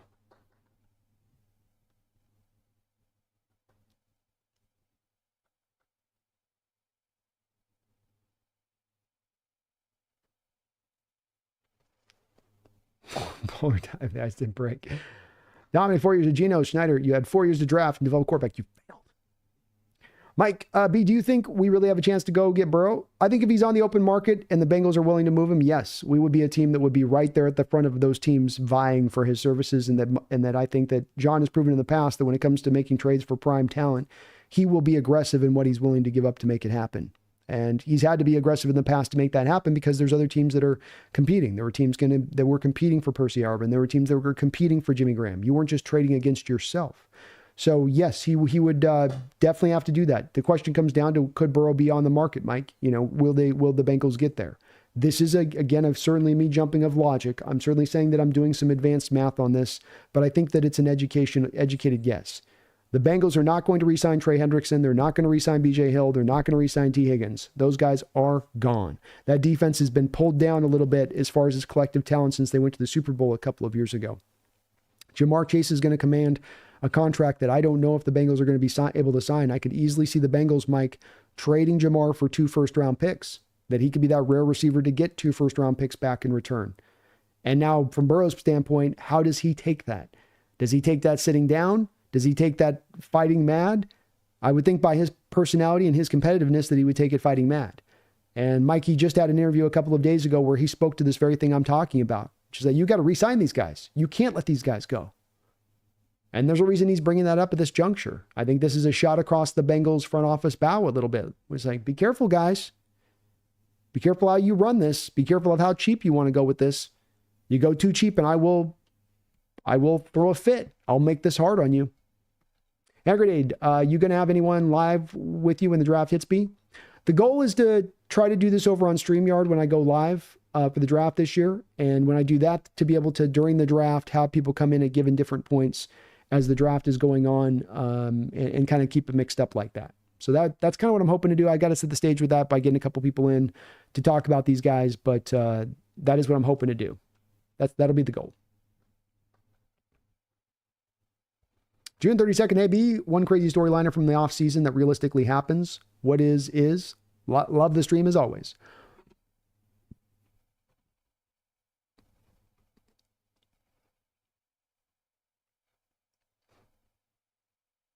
All right. One crazy storyline from this offseason that realistically happens. I think that's especially given in Leo, June 32nd of the Leo restructure. I think that the Seahawks double dip down on offensive linemen in free agency specifically, or at least make one real major signing in free agency, which I know wouldn't be a crazy storyline June 32nd, but let's keep in mind they haven't made a signing like this in 14 years with John Schneider. So that would be probably the prediction I would make as one of the crazy ones as far as what I would be kind of expecting very realistically to come down the line. Hard to say on anything else kind of beyond that. Because I would say that I wouldn't expect that we're going to get a trade of Geno or DK either on this. I think there's a little bit of a signaling in this contract reworking of Leo a little bit. We'll see if I'm proven wrong on this, but I do get a sense that this is, there may be something to this. Thrill House, Hawks Desk, we haven't heard any announcement from Lockett, so will he tell the Hawks his desire to play if they want to trade him? Because didn't Bill Belichick trade Gronkowski and Gronk said, no, I'm retired?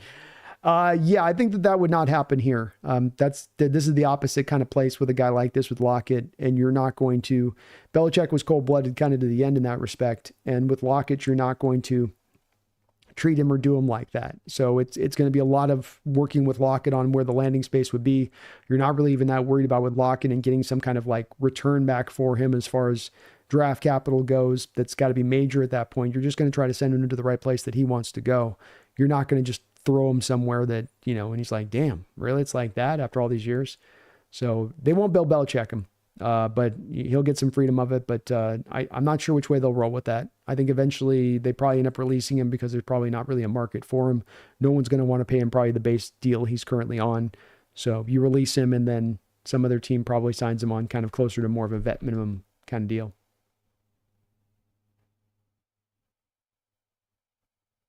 Me says Block Bowers is about to have that all slide, no top hairstyle. Yeah, he's holding on to it, isn't he? Me. He's definitely not letting it go. Poor guy. And he's got the 80 phrase thing going. That's how my dad used to do it. Is like, even they'd hold on to that light little fray of hair left on the top of your head, the little wisps.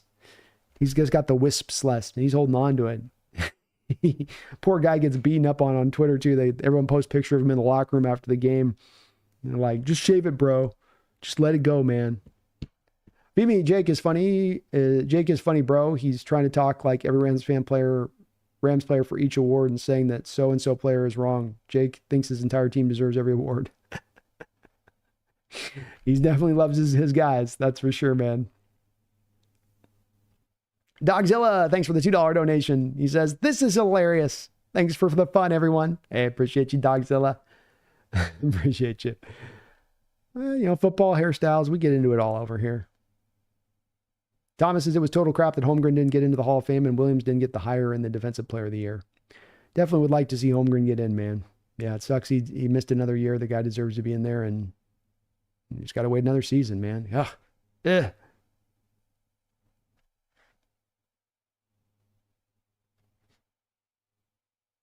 Thomas says the one thing I don't understand is that Reed and Favre even said that they wouldn't be where they are at if it wasn't for Holmgren. But funny is that it says Coughlin is better. Yeah, right. Yeah, I don't get it either, Thomas. And it's that big market thing, man. It's something I talk about on awards and Hall of Fame votes, and it affects all this stuff. You have East Coast voters who have preferential outlooks towards players that play on the East Coast. And this has been proven for many years. This Holmgren lack of getting in is just another representation of it. I mean, Tony Dungy is in the Hall of Fame. And in what world is Tony Dungy a better head coach than Mike Holmgren? In what world does Tony Dungy have the lineage of coaches and trees that Mike Holmgren had developed? And it doesn't make any sense. But one guy played in the Midwest / the East Coast, and the other guy was out Green Bay and then the West Coast. So, sucks. Thrill House, Brandon, you got a great hairline, but the natural oils don't work. If you don't want the side effects of prescription, take a topical solution rather than a pill. I personally haven't had any issues. I'll try that. The natural oils don't work. Okay. Oh, I haven't gotten. I'm working my way through the line of things at this point. Thrill House. Yeah, it's hanging in there okay so far. So I had a little bit to give too. I had pretty thick younger hair, so I'm not as bad as some others could be in my situation, especially my age, my damn old ass age. Or she says, "Daha, I've got a nasty scar going across my forearm. I got it in college in a fight with a cartel member in Fresno. Ouch. But I tell people I got it from my baby mama. At least that was the story." Having it from a cartel man, that's pretty badass.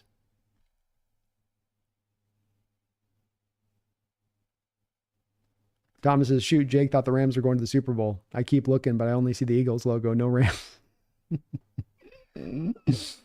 True enough.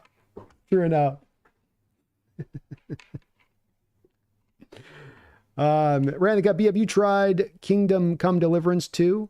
Heard it's really good and actually optimized medieval RPG. I haven't. I'll look into it.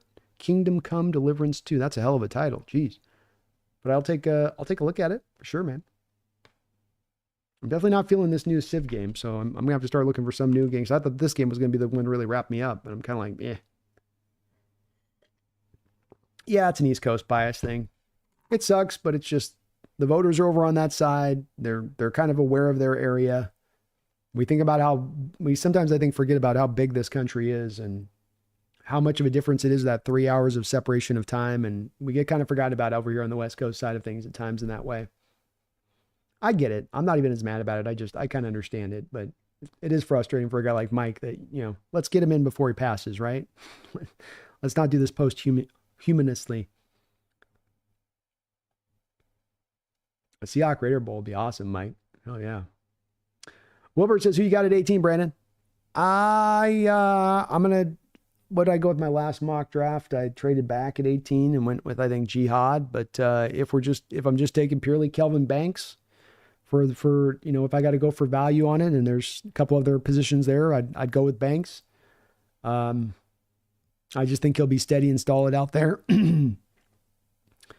But I could go kind of a variety of ways on 18 and be pretty happy there, Wilbert.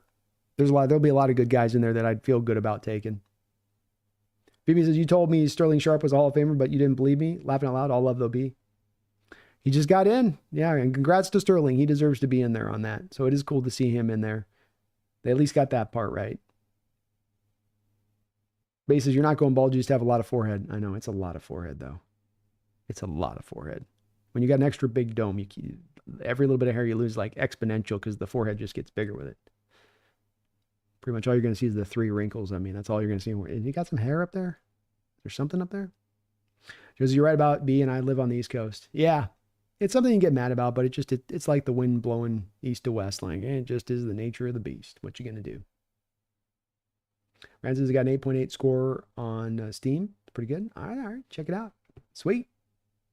Angry no Hearts of Iron game B. I haven't gotten into the depths of online computer games, so I've looked for some, and some of those when I go to watch them on YouTube and just come away and I'm like, I'm not feeling some of them where I'm just like, yeah.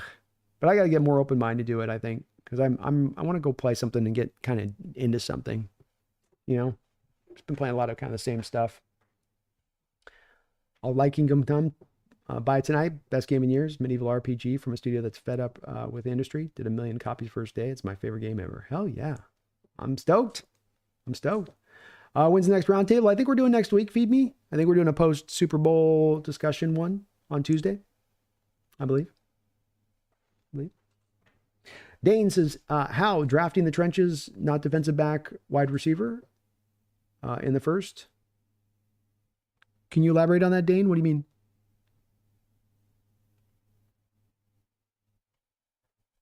How, question mark, do we draft the trenches, not defensive back in the first? I think the value's easily there. Dane, when you look at the value of your board, if that's what you're asking on, how do you go offensive line there? It's, if we're going by what recently John Schneider's been driven by, which is value of his board, who's the highest guy I have on my board. So I've got Draymond Jones. I've got Leonard Williams. I'm picking 15th last year, 16th last year, but I still take Byron Murphy because he's the highest guy we have on our board. I think when you land in the first round this year, I don't think you're looking at wide receiver being the highest value guy you have on your board.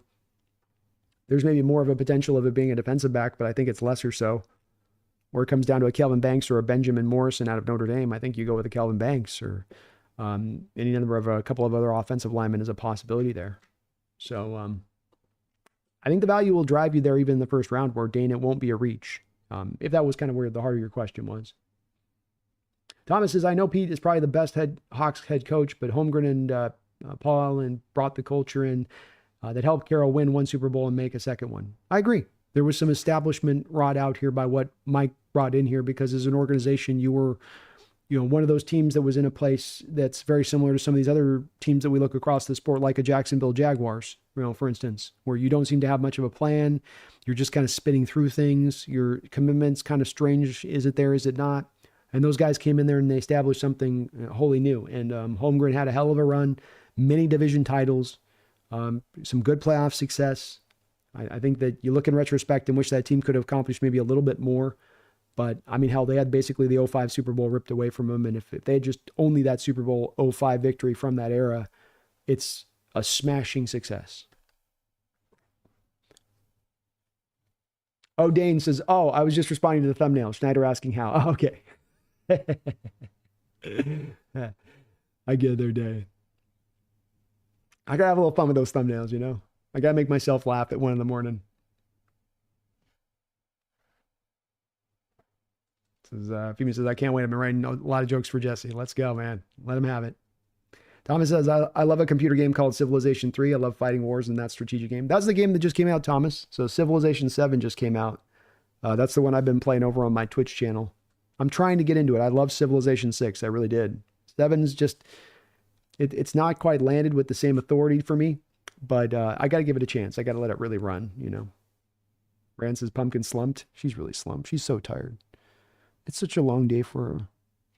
And I know, all that relaxing is so hard, isn't it? You're so tired by all that napping makes you tired. That's awful. Hey B, you mentioned a jacuzzi stream a little time back with Brendan. What is that? Just curious. No, it's a joke.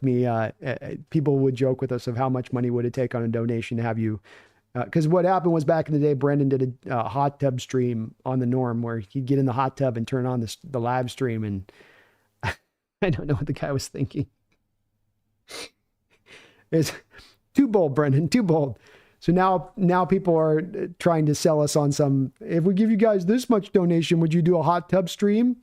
And no, has been our consistent answer on that, is that I'm not getting into a hot tub stream with B to be no. But it's captured the imagination for whatever reason.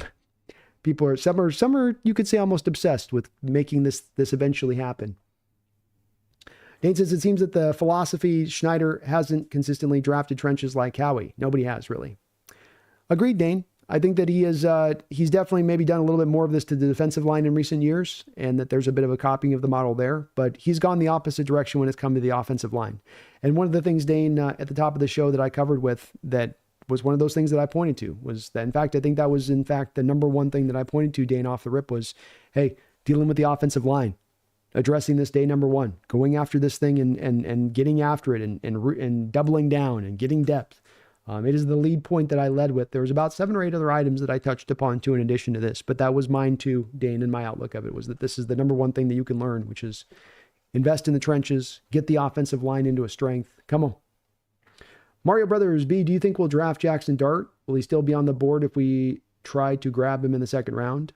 I feel like he's starting to get elevated into late first round, mid first to late first round talk. I don't think he's going to be available for us there. I don't think that we would take him at 18th overall in the first round either, Mario Brothers. So no, I don't think that he's going to be available at this point. I think he gets overdrafted because of the scarcity of quarterbacks in this draft.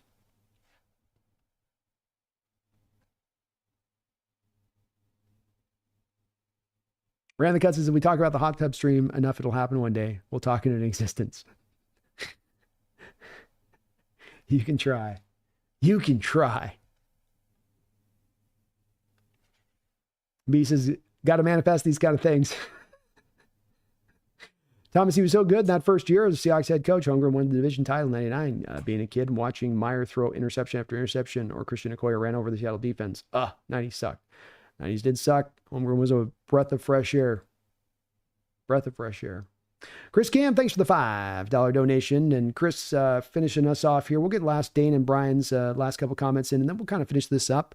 I'm going to be over on the Twitch stream tonight, over about 8 o'clock or so. So I'm going to get some food and then bounce over there. And so if you guys want to, talk and discuss a little bit over there, I'll probably be doing some Call of Duty, some zombies, so I might not be as active on the chat, but I'll be on there over there.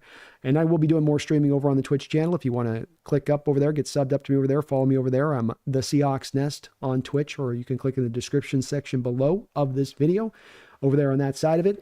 I am also going to be over here on Sunday. We'll be streaming on Sunday. Might have a couple beers, relax, watch a little bit of the Super Bowl. So if you're looking for some play-by-play, you want to hang out on Sunday, I'll have that up tonight and get that, we'll get that scheduled, that live stream show. So we'll be on Sunday as well for the Super Bowl. I know many of you aren't watching it, but just for those that are, wanting to watch it, wanting to check it out, please do check it out over there.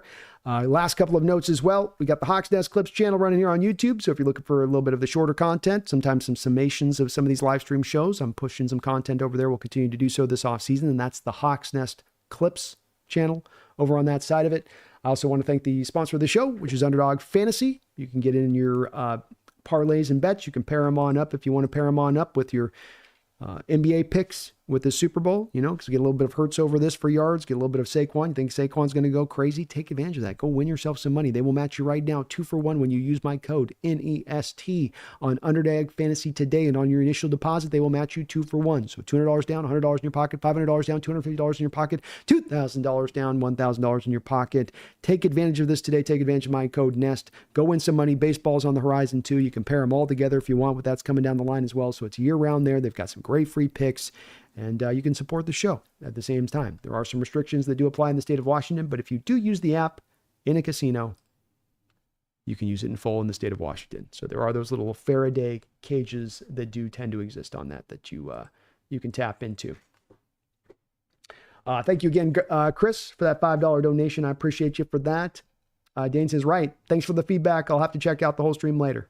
It's definitely those individual points are those ones we led. And I'll show you a little bit here, Dane, just to give you a little bit of a taste. But definitely check out at the top of the stream for kind of the expansive thoughts with it. But here you can see right out the gate, my first item was invest in the trenches. Get waves of pass rushers. I mean, this is to not just invest in trenches, but then have waves, not just the starters, but have backups that are also viable, competent. A plan for the future of the offensive line. So you have Travis Kelce, but you still drafted Landon Dickerson to be the future heir apparent. You drafted Cam Jurgens when then Landon Dickerson settles in at left guard. Spend wisely, but take big swings. Don't be scared of a Saquon Barkley signing. Don't be scared to do an A.J. Brown first-round pick. Finding value in free agency. Micah Becton, Zach Bond, Oren Burks. Find value out there. Yes, you can spend, but you can also find the value, and also find value with guys that aren't 32, 33, 34 like we do. They go for finding value in guys that are still in their 20s, still around the prime of their career within that value that they're looking to get. Cornerbacks, more valuable than safeties. Put your investment there rather than in the safety position. And then finally, get your early draft picks right. Get your early draft picks right. These were my areas. Dane, these were the spots that I looked at the start of the show. Went a little more expansive at the top of it, but pretty straightforward. First and second round, these are the guys that got to be the difference makers. Don't get cute. Don't get too far outside the box. Don't take the 17th defensive lineman or edge taken in the first round like we did with LJ Collier, where you're reaching for need. Stay in value and get those picks right. And that's what they do. That is what they do. So, race, Brandon, thoughts on Hayden Higgins? I think you mean Jaden Higgins. I like Hayden Higgins, though. That's nice. I like him. I got a third round grade. I think other people like him a little bit more. Some people think he might be even a first round guy. I think he's going to be more of a number 2 possession receiver at the NFL level. A guy that, will be competent, be a winner on intermediate routes, good hands. I don't think, though, that he's going to be a defining talent in the sport. I don't think he's going to be like a great receiver. I kind of see a guy that could be like a Jawan Jennings with maybe a little bit more speed. That would be my outlook for Jaden Higgins. All right, got a couple beers. Count me in. Yeah, we're going to have a couple beers. Might have my brother on stream a little bit too. Maybe a light and easy one, Hot Tub Time Machine Me is one of my underrated movie all time. I love that movie. It's so it's almost like got a little bit of a demented vibe to it for the comedy it is, and I love it. I really love it. It's a great little flick. Ryan, he says, do a live stream of you and Beast Mode getting a petty with a bottle of Hennessy. Hey, if I had Marshawn Lynch on my show, I definitely would have a bottle of Hennessy ready for him. You better believe that. Maybe a couple. Or it says people are sleeping on the Chiefs space. Could be.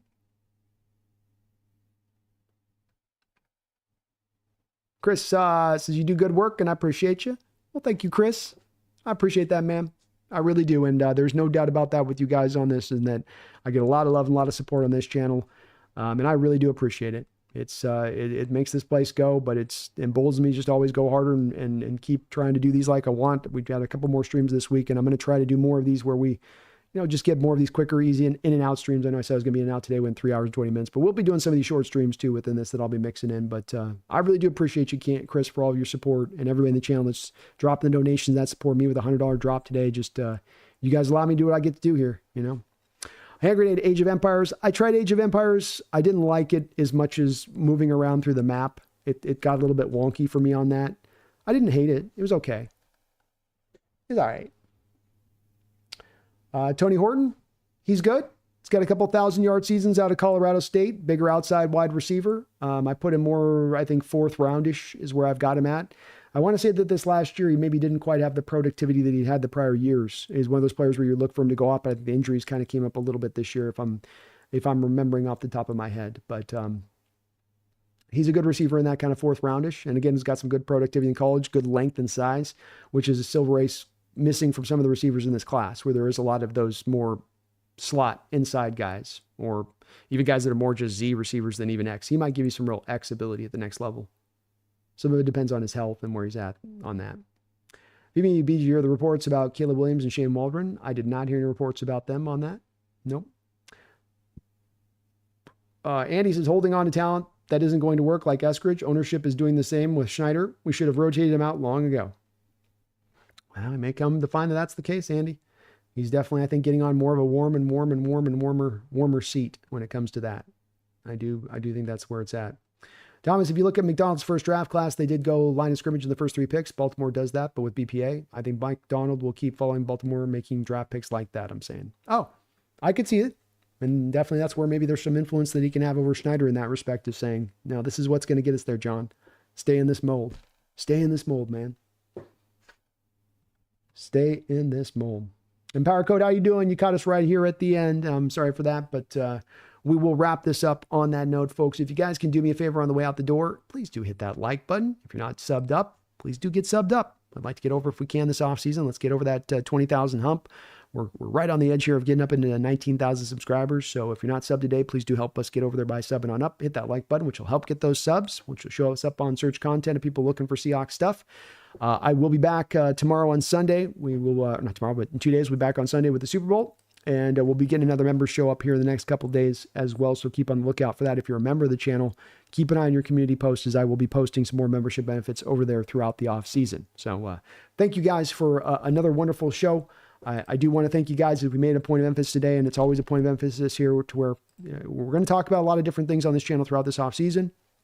We're always on this channel going to have every topic on the board in front of us, and we want to be having everything in consideration of possibilities and talk about it in every way that we can, and kind of extending it out in every way we can, even if sometimes it doesn't always seem fruitful. Because really where I'm coming from in doing this is that a lot of times my instincts on this can be kind of somewhat correct on it. And I think there's a benefit from us talking in advance. If something then does happen, that where we're not caught off guard, we've kind of prepared ourselves. It's as much way of like looking at the free agent list that I presented a couple of days ago of feasible free agents we could sign, where you understand then a little bit more of why the moves were made by the front office, or don't understand the moves that were made by the front office, by having a little bit of that baseline and background and looking at these things before they happen and considering them a little bit before they happen. So I do thank you guys for being open-minded to this type of stuff, as we do head into a very important offseason for John Schneider, important offseason if from a Seahawks fan perspective, you've been waiting for 10 years for this team to become a contender. Can they get there? Can they make these moves that we've kind of outlined that they do need to make to get there? We'll see. The Leo structure, the Leo restructure, the moving the money in the way that they've moved it has indicated that they are indeed going to be aggressive this offseason. But I will be managing and not managing, we'll be tracking and commenting on every step of the way of it throughout this offseason. So ride with me out throughout this edge. I will keep you guys up to track on it. I thank you guys for doing all you guys do here for the channel, the support, the like button, the subbing up, everything on that. Back very soon. 2 days, 48 hours, we're going to watch this miserable, horrible-ass Super Bowl, but we're going to watch it together, and we're going to do a little drinking at the same time to help us get us through such a horrible Super Bowl as it is. But hope you'll join me. I appreciate it if you would. Thank you guys for watching. Back soon, but until next time, don't you ever forget. Go Hawks.